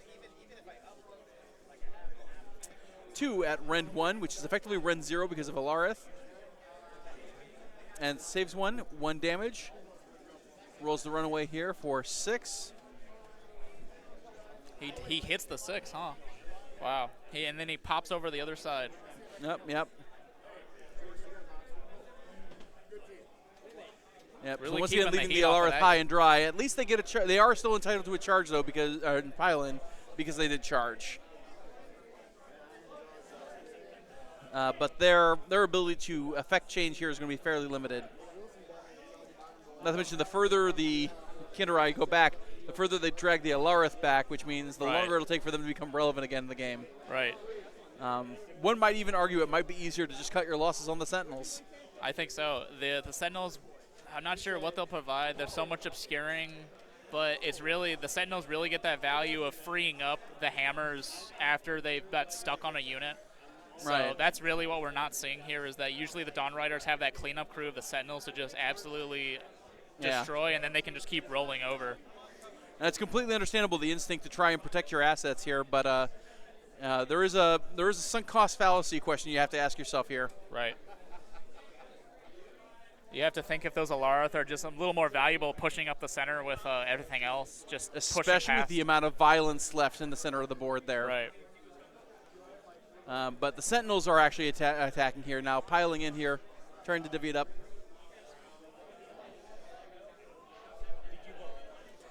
Seven into the one Kinnerai there on the right, and the remainders into the blue squad there, which makes sense as those are the ones that haven't attacked. So 3s, 4s, 0, 1 here.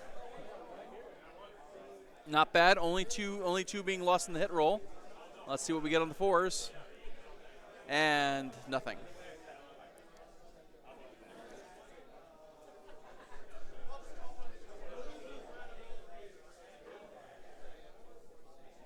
Once again, PayPaling me to feeple@gmail.com. PayPal me, and we'll see about trying to get Anthony some new dice.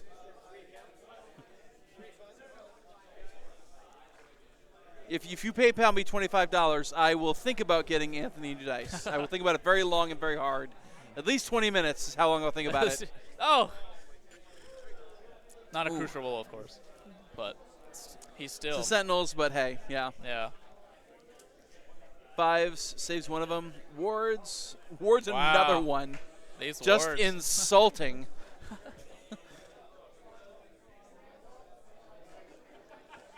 The Kinnerai really drawing out this this combat. Really making every tooth and nail here. The Alarith piling in here, still dead set on saving these Sentinels.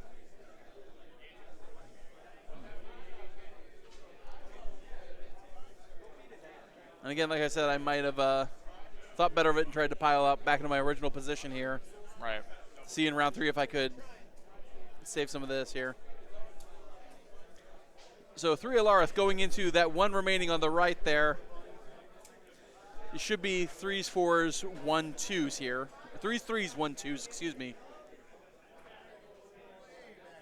2 of them are attacking here. Hits, no crit effects here on this, but they don't need it. So 4, Rend 1 for 2 damage each into the Kinnerai here. So 4, needing 6s here if I remember.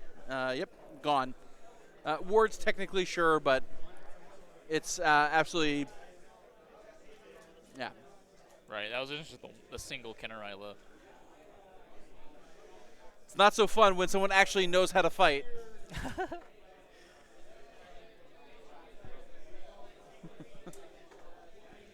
We were just seeing how many Alarith can actually hit that unit that retreated 6 inches. Yep. Pseudo retreat.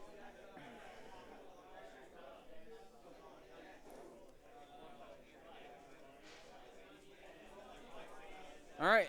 into the other unit of Lareth here, 3s and 3s. Damn.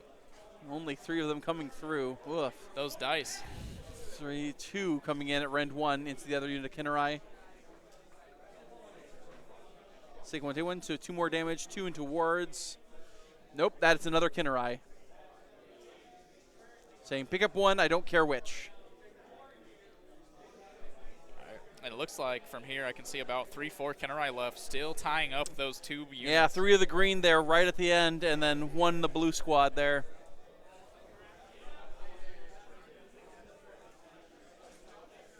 Just a mess.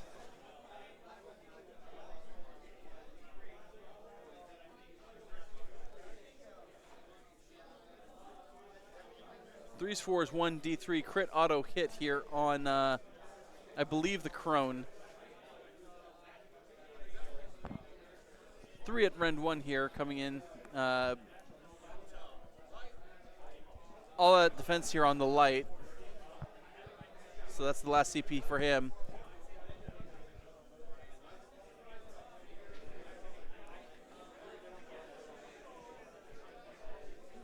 Eight ward saves here for him. 4 up save, but 5. and Yep.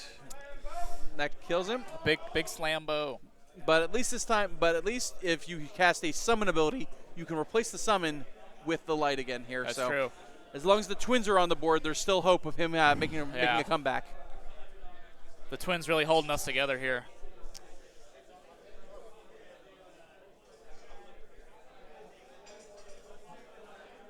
So, looking to see the Sisters of Slaughter back into the Dawn Guard here.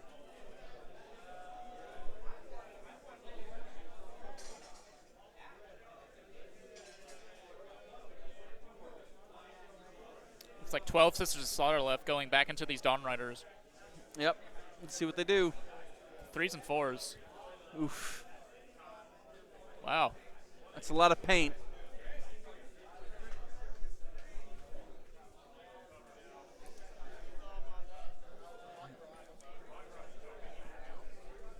Been talking to Don here, and we're gonna test Nick's dice for steroid use.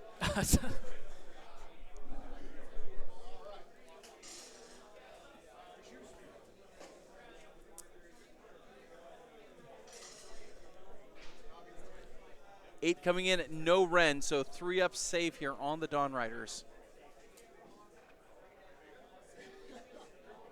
Fails, looks like 3 of them, so that's an entire pony.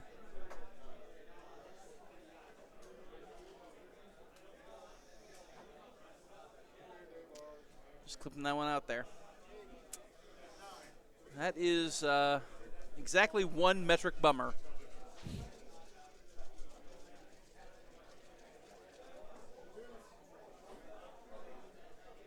The players are discussing the coherency issue here of the Dawn Riders. If he pulls the one on the end here, there's an end cap that doesn't have 2 models within half an inch of it. Correct.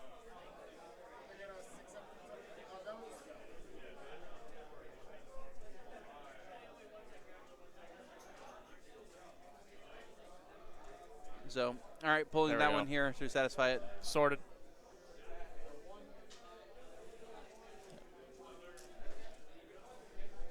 So there we go.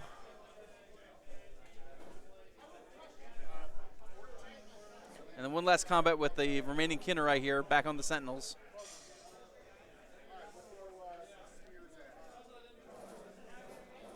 And one coming into Sentinels. Kills the Sentinel and then scooches the Kinnerai too, but deciding to leave well enough alone.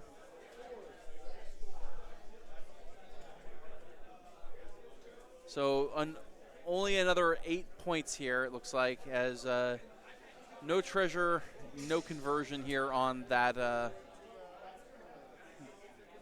base here. So right. 2 more Dawn Riders dying due to coherency. And continuing. Oof.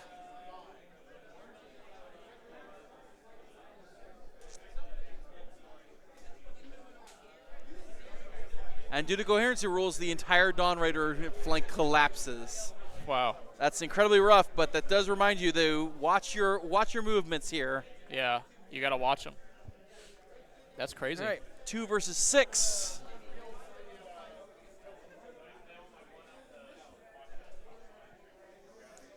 And Slaughter gained back 1 here at the end of the turn. So for those at home, the coherency issue with these Dawn Riders, I think the issue was is he pulled 1 because it wasn't in coherency, and then that in turn left another one out of coherency. Another one, and another one.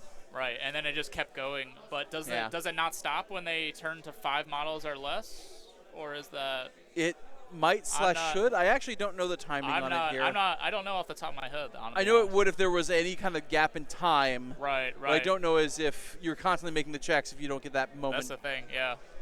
So. Yep. Nah. Absolutely here, Jenny. That's an absolute bummer. And once again, Anthony being offered a double here. Being tempted with it here, but if he does, he turns on Wrathful Cycles, opening himself to more vulnerability from Nick's points here.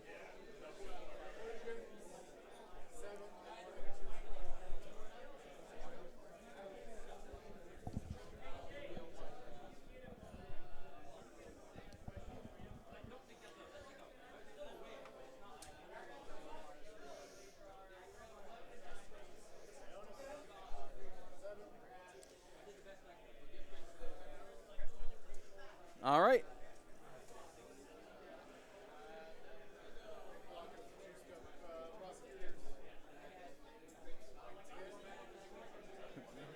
All right, choosing Shiny Company this round. All right, so trying to summon Light of Altharian on a 6. There it is. He's got the 6. And can he beat it? No. So the light's back, baby, and he's better than ever. Within 12 of the twins, but outside of 9. Anthony taking a quick break here to relieve that something's going right for a change.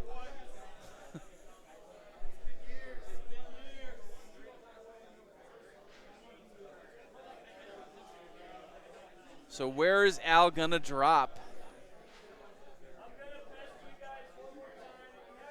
Looks like his only option really is to drop there or drop even further behind the house near the Alara Stone Guard. Right. And yeah, that's certainly the most aggressive position he can take. So I absolutely agree here with that. But nope, he's got to be a little further back than that because of those darn Kinnerai.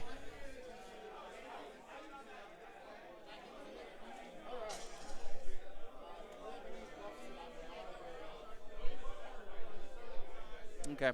Connor's weighing in here saying that coherency should have stopped when he was down to 6 or fewer models here, so he could have at least kept some of his models. That's a good point, Connor. We'll have to bring that up after the fact. If they catch it beforehand, that'll be fantastic. But yeah, we'll have to bring it up to them after the fact. As we've stated earlier this weekend here, as commentators, we do believe we are spectators, not participants in the match. So we believe we have zero obligation, and we have an obligation not to interrupt the game here and remind people of rules, even if they would be mandatory.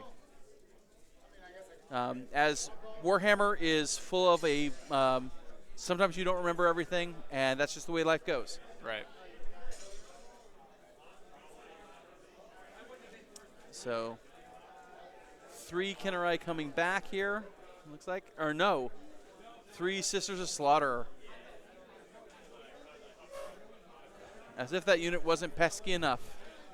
Oh, is this the underdog heal, or is this something else? This is the is this a rally? No, this is a rally because that's right. Anthony is the underdog.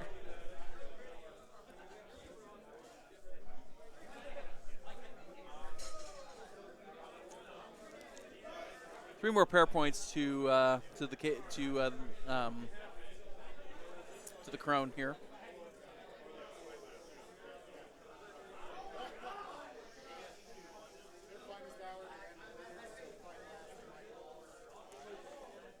Down but not out. 25-16 as we enter into the top of round 3.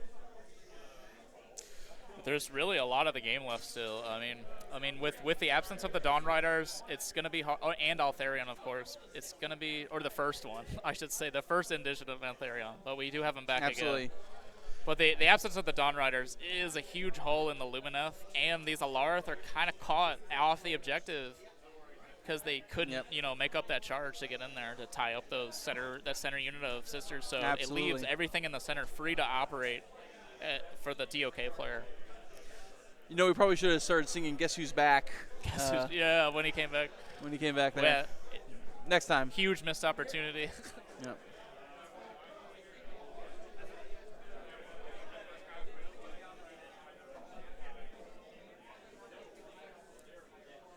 Not sure what's happening. Yeah, I'm not quite sure how that unit came back. Are they I think they might have come to some kind of agreement here about things, maybe about how that coherency thing works, so. where they Just decided that they would just back out and maybe try their luck again. I think we misinterpreted what was going on. Oh, he must have powered through with his with I the think last that was a CP, power through, and we completely missed that. But I didn't recall them. I Did see. he have a CP left? I believe he was saving that one CP. He did an all-out attack. He did an all-out offense. So that's on us as commenters. We totally missed that. That's fair. That's fair. We apologize to all the spectators and the viewers here.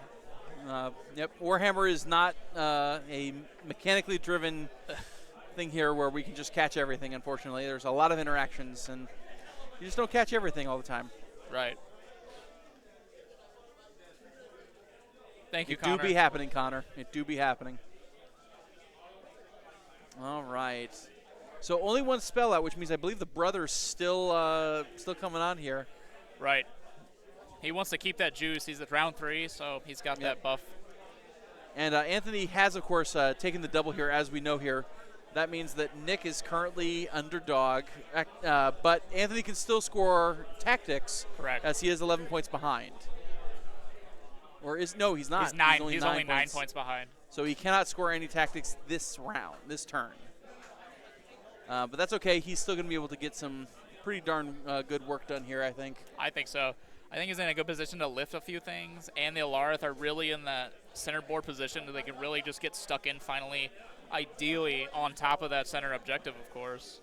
Yeah, although I would be tempted to let the Alarith go a little further north to see if I could try and take on one of those parade floats out of there. Yeah, that's exactly what they should be doing. So Looks like 7-inch charge now. Kennerai doing a charge redeploy. from the redeploy. Just confirming a 7-inch charge there for the Twins. He's getting closer. Hopefully he makes this one. Nick's doing a really good job keeping the brother off of the objective, even if he makes that charge on the Kennerai. Sure, you can kill the Kennerai, but you won't take the objective at the same time. Well, he'll kill the Kennerai and then teleport, heal. Oh, you're absolutely right. And I believe you could probably teleport onto the objective there. I'm just not savvy to it. Which is what I would do in his position here. Yeah. And then if we're real lucky, we'll get to see that live Aetherion make that 9-inch charge into that parade float. And hopefully redeem himself from his last life here. Oh.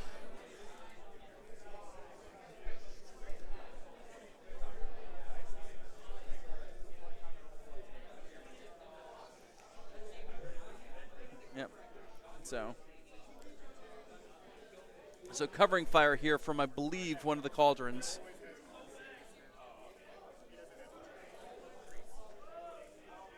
I forget these things have a shooting attack. Yeah. 2 at Ren 2 coming on in into the Stone Guard. 3 damage apiece. Oh my god. Which is some hefty losses from that covering fire. That Stone Guard is definitely going down hard.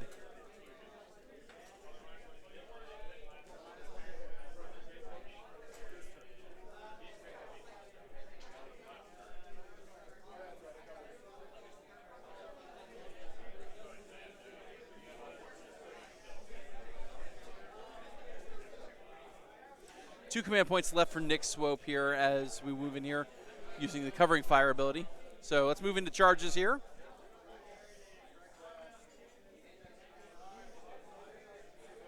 5-inch charge on the 5-inch charge Dawn on the Riders? Twins. Oh, the Will Twins. not do it. Is he spending that CP? Another A big 12-inch 12 charge. inch. Let's go. Big meat 12 inches. So many 12-inch charges. You're going to give people a complex, fellas.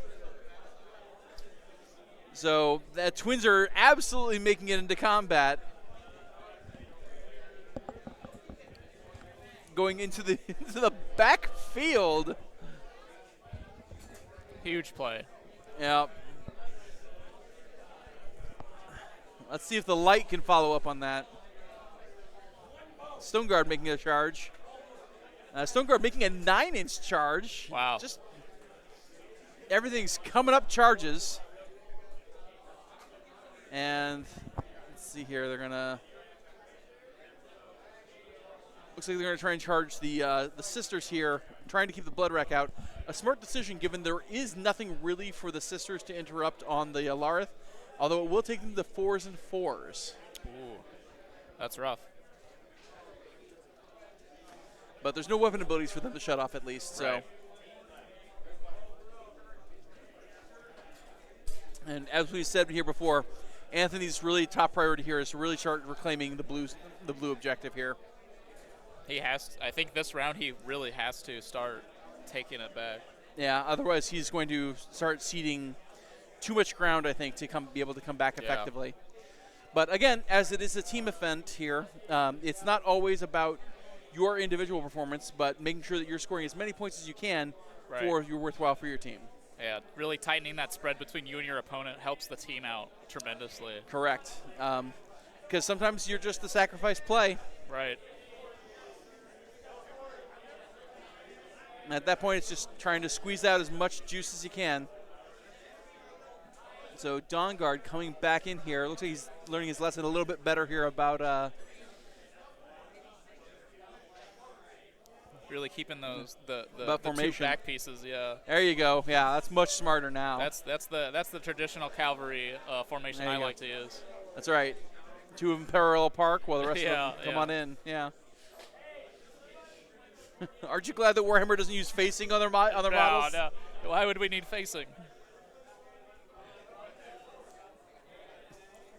Because the black coach would be untenable at that point. Right.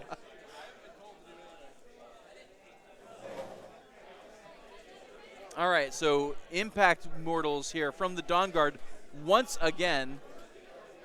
6 mortal wounds coming in to the Sisters of Slaughter.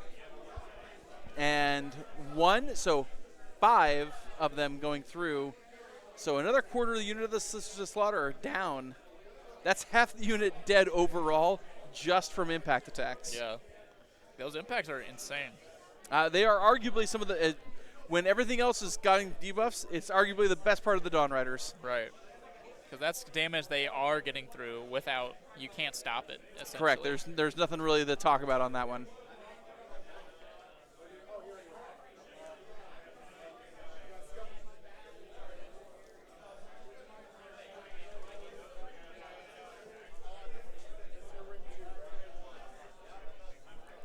Trying to see you get a +1 attack here.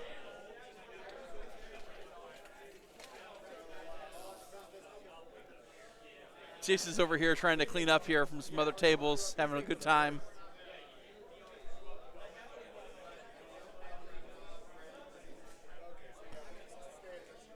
+1 to hit because it's round 3 for the doc.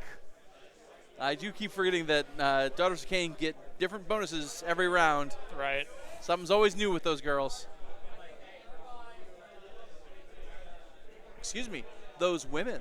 Ah, yes, of course.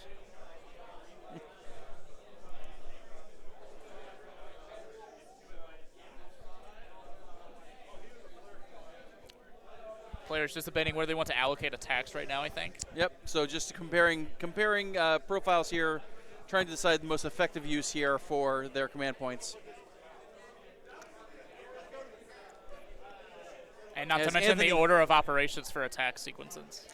Absolutely here, because Anthony is doubling here, which means that he's exposed himself to some real danger, which means he's got to capitalize on this as best as he can. Right.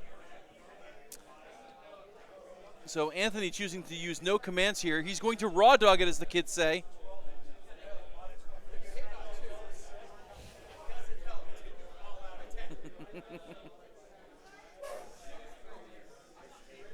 Twos, threes, rend 1 here for 5 damage. This is the twins coming in here. Right. All hit. Yeah. 3's a wound. Oh. Oh! Are you kidding me? My heart.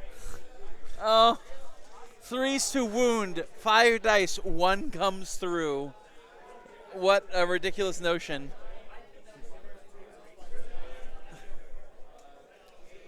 All right. Looks like the wizard gets to Dagger attack. here. Yep, No. the sister's attacking 3s, 4s. Never mind. It It killed. did, in fact, kill a couple models, though. Wow. So during the end phase, they will get to do their heal d6 and teleport. So Stone Guard here, because lightning reactions. Yeah, 2 Lumineth always activations. fighting in tandem. Yeah.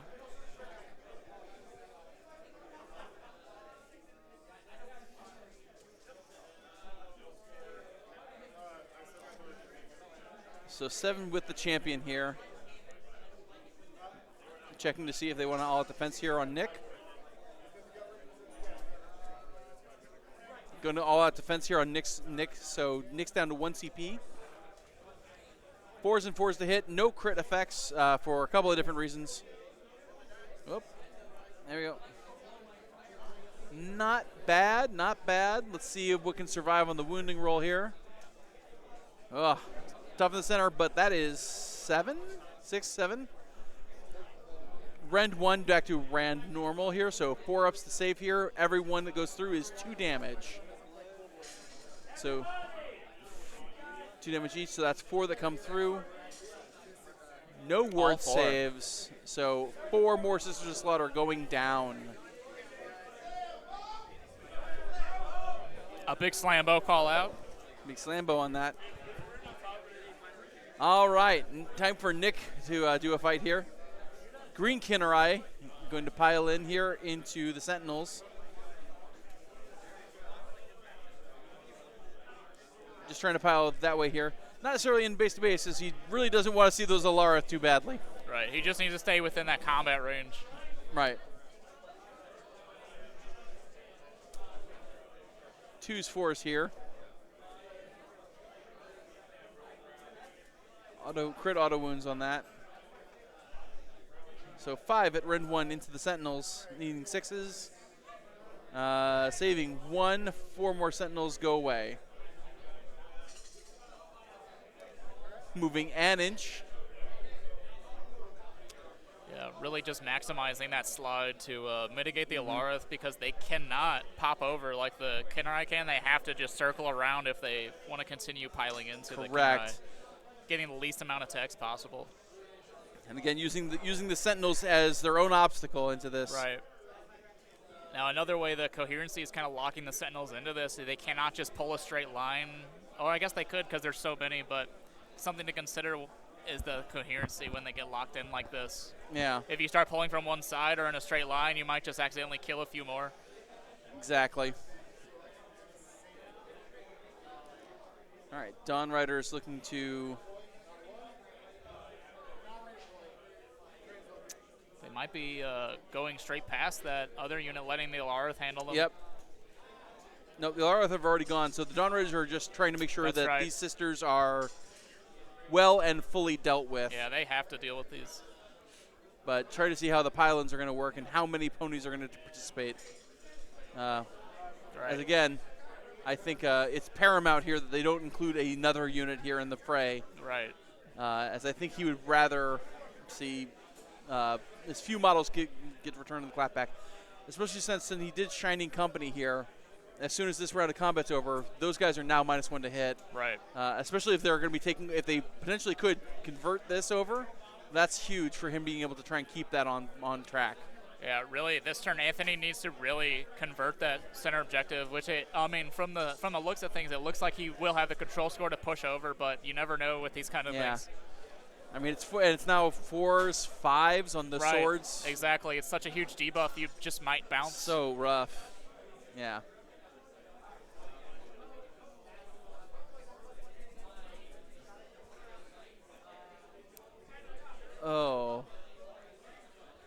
And with no crit effects, just once again, insult to injury on this. As that could have been several mortals there. And some earth-shaking rolls there. My God, those dice must be made of lead. 2 coming in. 1 saves, 1 fails. And 1 damage, so 1 more sister down. Just killing 1 with the riders themselves. That debuff really coming into work here. Yeah. So 6s and 4s here on the hooves. Right. And 1 coming through. That's not enough. 50% odds. See if we can ask politely if another one can leave. Right.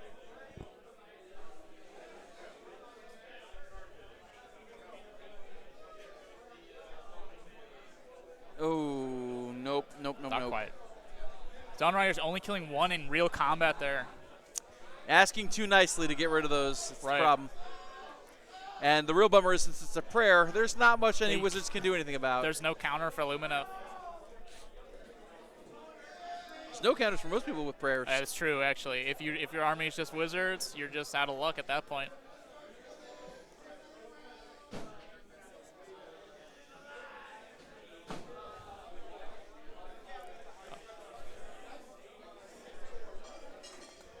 Okay, so Alarith here near the Sentinels doing their best pile in here, trying to see how they can maximize attacks against the remaining Kinnerai.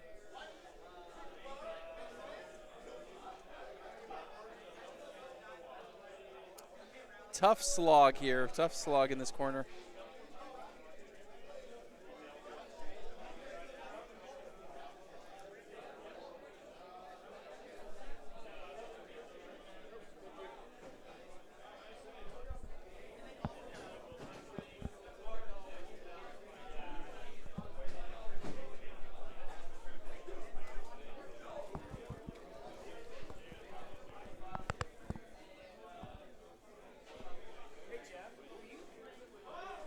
Just depending on where to put attacks, I think. Yep. So again, think we're in trying the to split attacks into, splitting attacks between 2 Kinnerai units is just annoying. That's a rough. Feeling better, buddy? I'm feeling a lot better. I think I left over my 2 battle tactics and my mission plan. I don't know. 3s and 3s here. Because I'm missing my 2 battle tactics. 3's a hit, 3's a wound. Ugh, these wound rolls continue to prove terrible for the Lumineth. Only 2 going through here. No rend? Ooh. 4 Oh, no, damage. these are rend 1, of course. These are Alarith. Yes, the Alarith. Ooh, all but 1 Kinnerai. Wow. Now there's 2 units of 1 Kinnerai. Correct. Wow. The exact wrong number of Kinnerai to have Right. in this situation, in my opinion.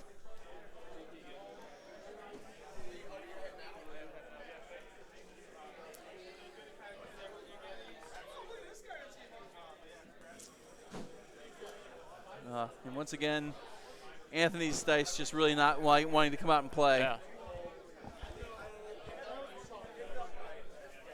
I'm going to go ahead and shout out one of our sponsors here, Minimag. Minimag makes great miniatures for all of your needs here in Wargaming. Go ahead and check them out at minimag.com. Thank you for sponsoring the Summergeddon Super Squad Series.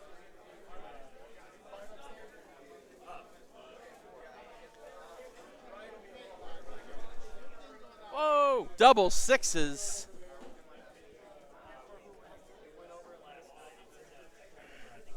Two more archers die. Just picking away at those archers. Those poor archers, I tell you, that whole corner, that whole corner has been sad. Yeah, this whole corner has been tied down by about. This whole lower right quadrant has just been a What's that? About misery swamp. 240 points of Kinnerai swarming this corner here. 3 units of Kinnerai effectively have been Right. keeping both these units occupied for the vast majority of this game. Yeah, they've done an expert job. Yeah.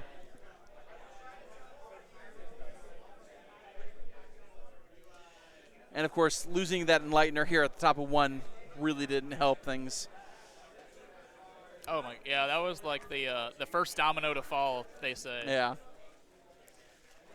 Not even allowing her to get into the shrine or. Right. Really just making the shrine useless for this game because the brother and the sister have to go do their own thing. They have to go make some value. Correct. But at least they got the light back out. Right. So 3s here to hit. 4s to wound. All 3 wound. All right, all right. Wow. Good to see it. 2 going through. All right, so now the Sentinels are gone. The last green has gone. The last green Kinnerai is down. And so this is the unit of the Sentinels with the Sentinels here, seeing if they can finally free themselves of this nightmare. Ooh, there we go. Good on the hits. Pretty decent, pretty decent. Ooh, there we go. All right, so 3 coming through. No rend. Oh, saves none. 6s. Then Wow. there we go. The There we go. The archers are free. Praise Lumineth. Praise Teclis. The final nail in the coffin of those Kinnerai after 6. And remember, if you want to make contributions to our church, please help us in our efforts to spread the word of Teclis. Send donations to feeple@gmail.com and PayPal. Your donations will going towards spreading the word of Teclis and maybe buying Anthony a drink after this is over. We don't know. Yeah.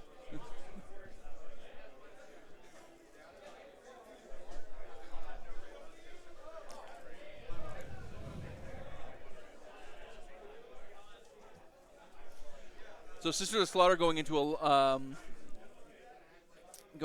the Dawn Riders here because he's realizing that he's effectively meaningless against the Alarith. Right.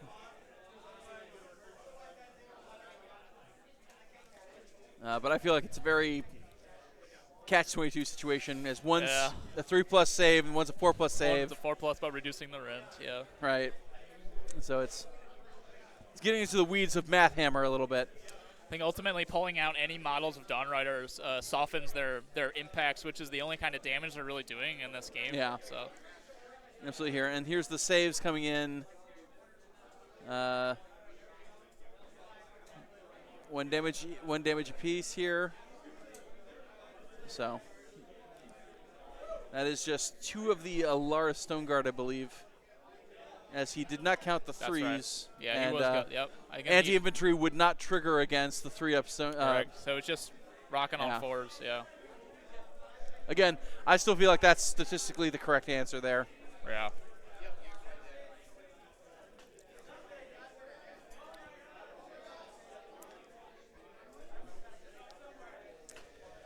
All right, so Kinnerai, I believe, in the upper left-hand corner here attacking twins. The brother's active, so it's only a 5-up ward instead of a 4-up ward. 2 at rend 1. So 2 at 5, I believe. Saves 1, takes 1. 1 damage, 5-up ward. Doesn't take it, takes the wound. They bounce 3 inches here, and here's where Nick can do some really clever maneuvering here if he wants. As remember, when he teleports, it's got to be outside of 9 of all That's enemy correct. models. Yep. But Kinnerai really looks just like, getting that movement. yeah, I think the Kinnerai are just trying not to be victims of a treasure Of course, tactic. yeah, so. treasure grab. Yeah, they need to get out of there. All right, so spending a command point here on Anthony, going down to 2 to power through with the Using Dawn that Guard power again. through. Again, trying to rely on mortal wounds to carry him through here on the day. Yeah. And keeping the Dawn Riders from being bogged down too long by any of those big hitting pieces. Mainly remember those 2 bugs. He doesn't. It is arguable whether or not he wants to actually move them back because, again, controlling that center objective. It is very prudent. Super critical. Yeah. And, of course, Shiny Company would affect them here during the next turn into Nyx, giving him just more and more dangerous. Yeah.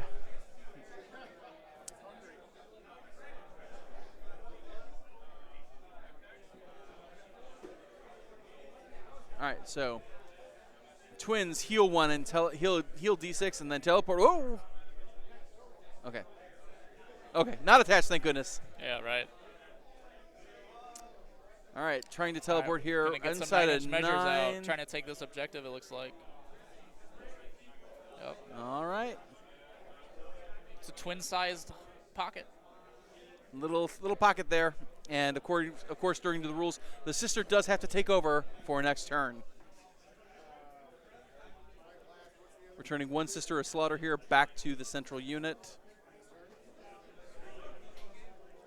So only scoring 8 here, but some big reps here. We do have the Sentinels finally unbound again here, but at the bottom of round 3, it may be too little, too late. It might be too little, too late, especially since they took such heavy losses in the process. They're really just they're kind of a neutered unit at this point. They do have a lot of shots and a lot of output. We might see them start to clean up what's left around here, but. Of course, especially considering the light also did not get into combat and wreak some havoc either. Right. Going into the next turn, casting the run and charge spell. Guessing we're in charge. Now he's trying to cast Mind Razor.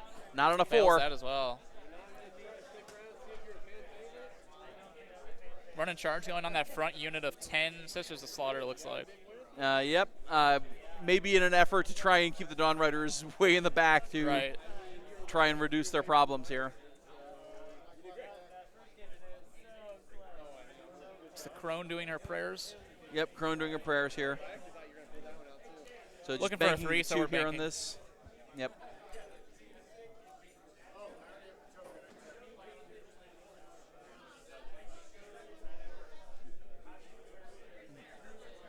All right.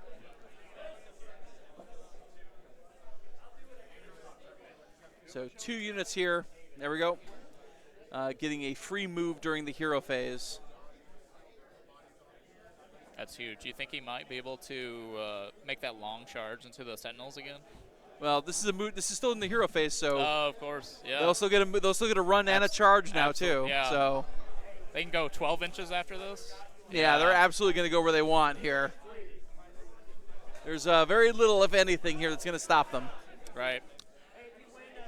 Anthony does have 2C. He could be dropping a covering fire if the Sentinels are in range, potentially. Yeah, but with so few Sentinels left, I'm not sure how efficacious that will be. Yeah, it might not be very good.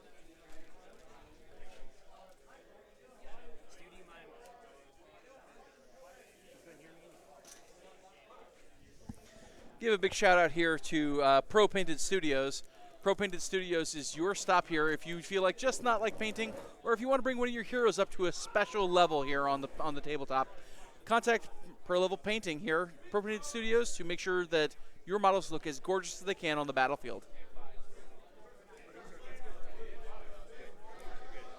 Yep, Game 5 of a wonderful weekend here. What a way to cap it off here. We've been seeing charges. Everyone's charge dreams practically are coming true. Yeah, the 12-inch charge, 11-inch charges this game have been crazy. Yeah, I've seen more of those than I've seen in other entire GTs in just this one game.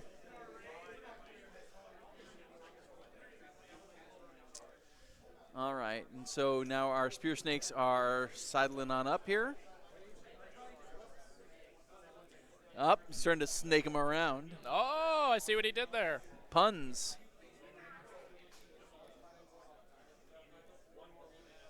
It's hard to believe after all this slaughter and all this management, there's still a unit of snake spear ladies that we still have to deal with. Right. I think these are just witch elves here.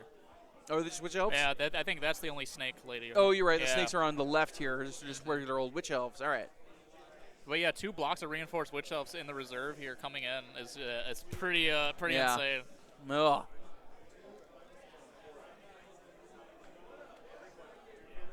Bonus when the wound is going off. Oh. So many debuffs, Lumineth can't keep up with it. Bloodrack Shrine here. Taking a look here, see if it's worthwhile. Not sure if it's worth it to try and take on the twins. All right.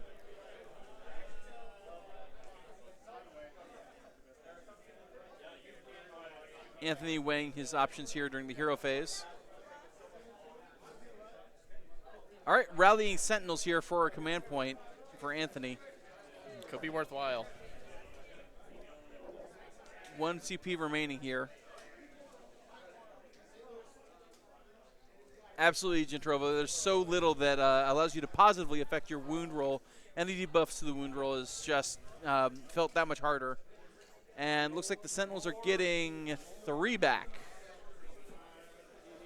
It's 3 more archers than he didn't have. Right. And that's about statistically average there.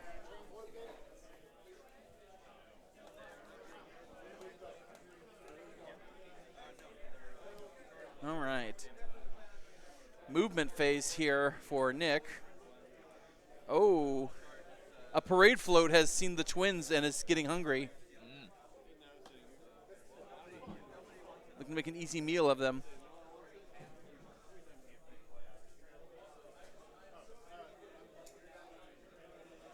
Moving close enough to try and guarantee that he can't redeploy himself out of a shooting attack.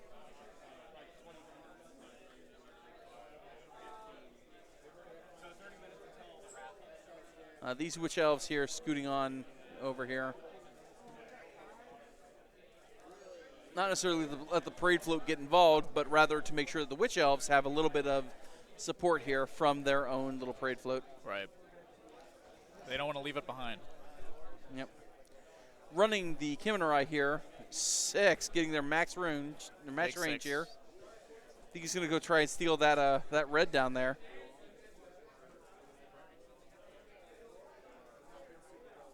Yep, just putting him in a perfect position to snag that down there. Yeah.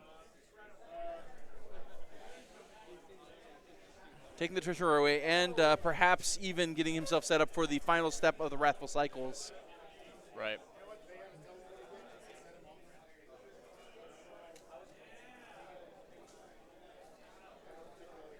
As he does have to have enemy units in every large quarter of the battlefield.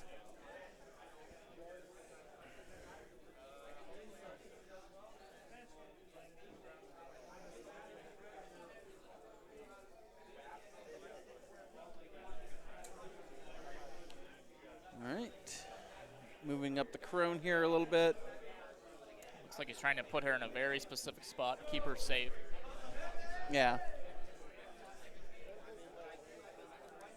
Yep, he's trying to make sure that he's getting outside of his territory here for I believe, the scouting force.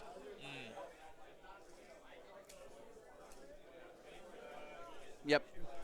As he must have 3 or more objectives or terrain features that he controls in any combination, be contested by friendly scout units that must be within 10 enemy territory, not wholly without friendly territory. So as long as it straddles the line, as that house does, he should be fine.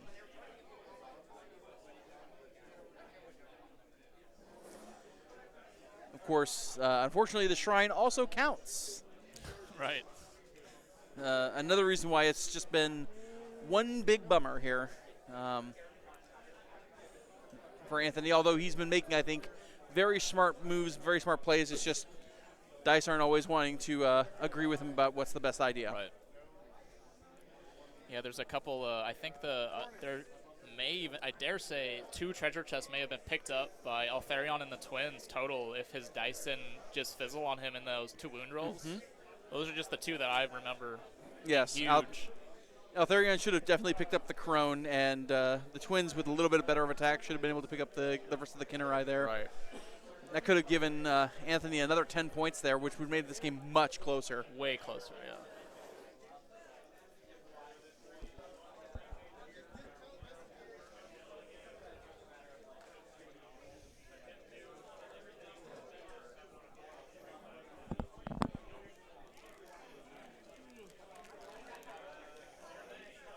All right.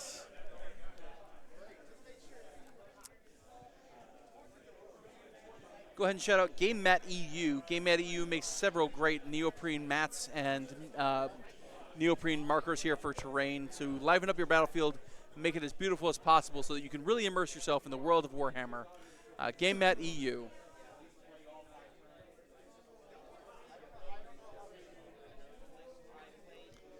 And let's not also forget Tabletop Terrain, makers of fine terrain pieces here. Again, making sure that our tables look beautiful and really help us just kind of like live the fantasy here, so to speak.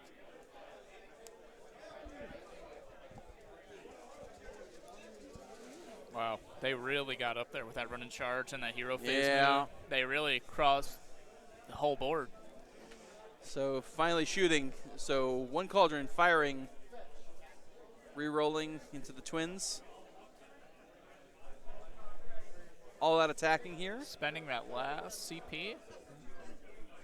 Last CP on Nick Swope being rolled. 2s, 3s. Oh, 2 crits.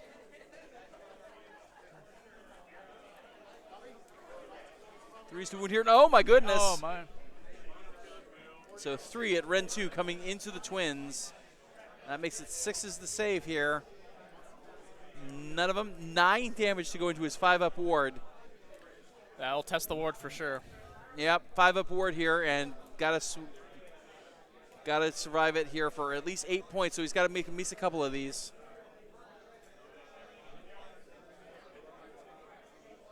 Oh my goodness. And not a 1. Not a single one. That is the twins. Salutes F's in the chat for the twins.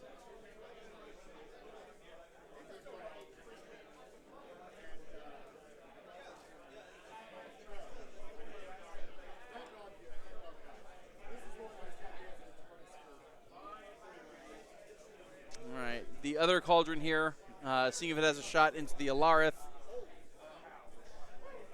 6 attacks at 3s and 3s, rend 1, damage 1. Fired into the Stone Guard, because why not?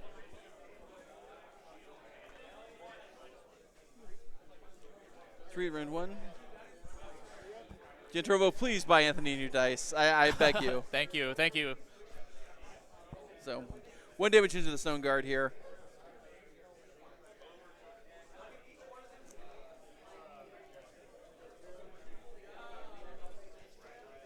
So with done shooting here and moving into charges, Anthony, I don't think wanting to do covering fire, which I think is smart. Mm-hmm. For sure. Oh, no, he's going to use his here he Sentinels to goes. covering fire here. Losing his last CP. He's got to shoot that close unit right there, right in front of him. Yep. Nope, and he's going to use his last one to all-out defense on Nick's side. I think he might be out of CP. I don't know. I think he has 0. He should be out of I don't CP, know. actually. I think He so. said he's used his last CP 3 times. I'm sorry I to think so. Again, we're not going to gonna- say anything, but Yeah. I definitely think the count is off somewhere. Maybe it's on our end, but It might be, but yeah. all right. So finally, crits mean something. Finally, Oh. finally. Wow. So those crits are moving on to the swimsuit round. They don't need to roll to hit, or roll to wound rather.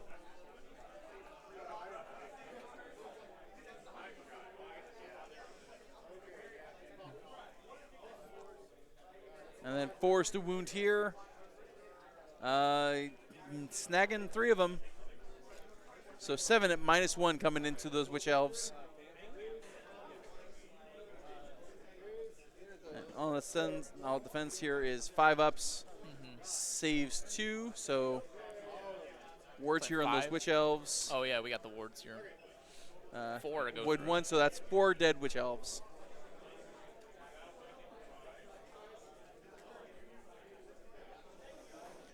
Pulse on the And- back, of course. Don't want to take that extra charge. Absolutely, because because he's going to try and score that, because he knows this is his one chance to get the Wrathful Cycles, probably for the rest of the game.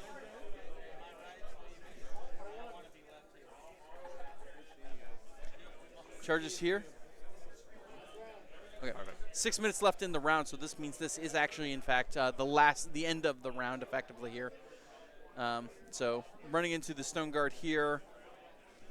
The other Witch Elves failing to hit into the light. The Witch Elves near Yellow House aren't going to make it in there. No counter charges available. Right. So combat beginning.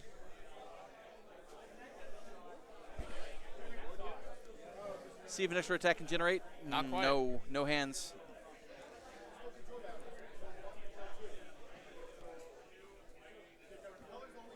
8 attacks, 3s, and 4s here on that new parade float coming on in. Rend 1, 2 damage. So almost, the Alaris Medicine almost coming back to hit him. Right. It's on 2s, oh. Oh, wow. Was that Tuesday? It must have been. 5.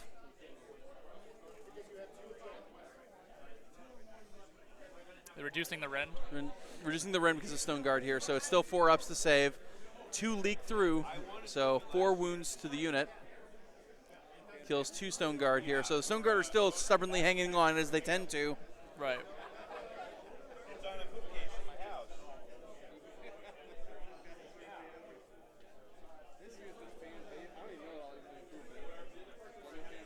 Thank you, Jindrovo, and yes, go Feast Brigade. Thank you. All right, 3 made it through, and wounding on 1. Gets it on the save. Oof. The Sisters O Slaughter. The lesser-known Irish cousins of the Sisters of Slaughter. And he's making note to pile them in outside of their territory here, just in case something goes awry with the other witch elves. Because they're still a scouting unit, so if he can manage to track himself. Oh.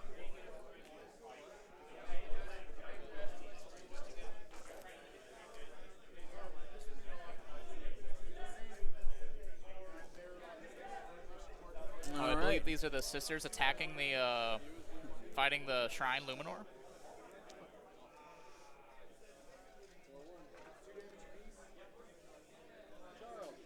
Or is that just, oh, that was the rest. The 2 Stone Guard.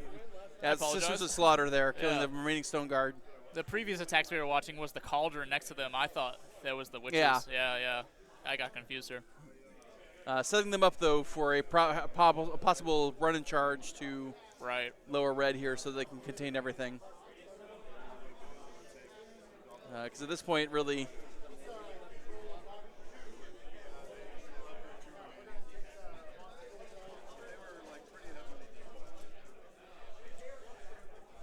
stating that he's going to roll, but also is just, I was trying to fast forward here, stating that it all goes into the terrain, not really wanting to have to keep up with that.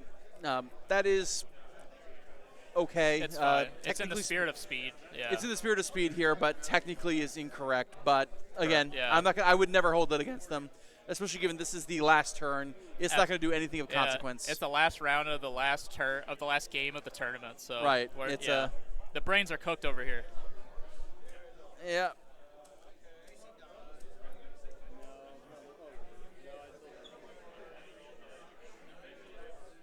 Wow. The Lumineth dice immediately turn on. Yeah.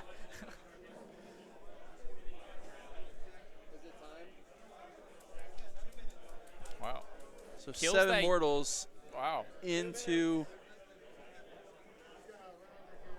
Surprisingly kills every single one of them. Seven Sisters of Slaughter go down. Yeah. Really spiked on the mortals there.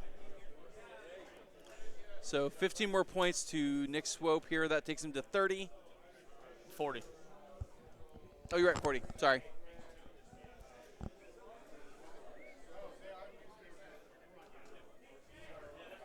Was this was bottom of 3 because Anthony doubled? This is bottom of 3 because Anthony doubled, yes. That's how we can score the second part of Wrathful. So, round 4 here. 4 to 6. They're going to choose to talk it out here. Yep. So that they can speed up because round timer is almost done here, unfortunately. Yeah, I think we've got our time is almost up. Less than 5 minutes here. But what a great weekend here. What great sponsors. One last chance here. Thank you so much for Metagames, Grey Matter Games, Starforged, Artist Opus, Baron of Dice, Art of War Studios. By the same token, Deep Cut Studios, Game Mat EU, Goblin Hobbies, Green Stuff World, Mad Goose, Mind Taker Miniatures, Minimag, Monument Hobbies, Monster Fight Club, Pro Painted Studios, Schooner Labs, Tabletop Terrain, The Army Painter, Urban Mats, and of course, Ye Old Lasersmith. Thank you all so much for helping us make this weekend happen. I just want to get one last shout out to our sponsors here. I apologize. Um, just kind of talking things out here. Looks like they're just kind of going back and forth. So Lights kind of going over through, talking about the realities here of the situation. Right. And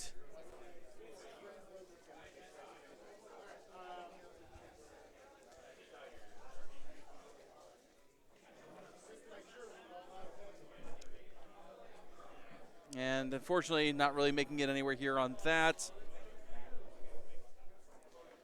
Yeah, so just kind of talking it out here, making sure that we have the last little bits here work out okay.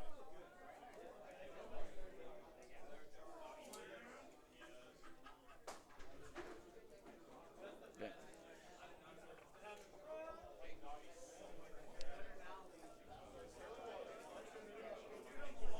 There we go. And just trying to walk it, just talking it through here last minute in abstract. Right. I think they're just doing some crucial rolls here So just kind of talking it through here, trying to make sure that they can, again, score as many points as they can, as is the point of this team event here. Yep.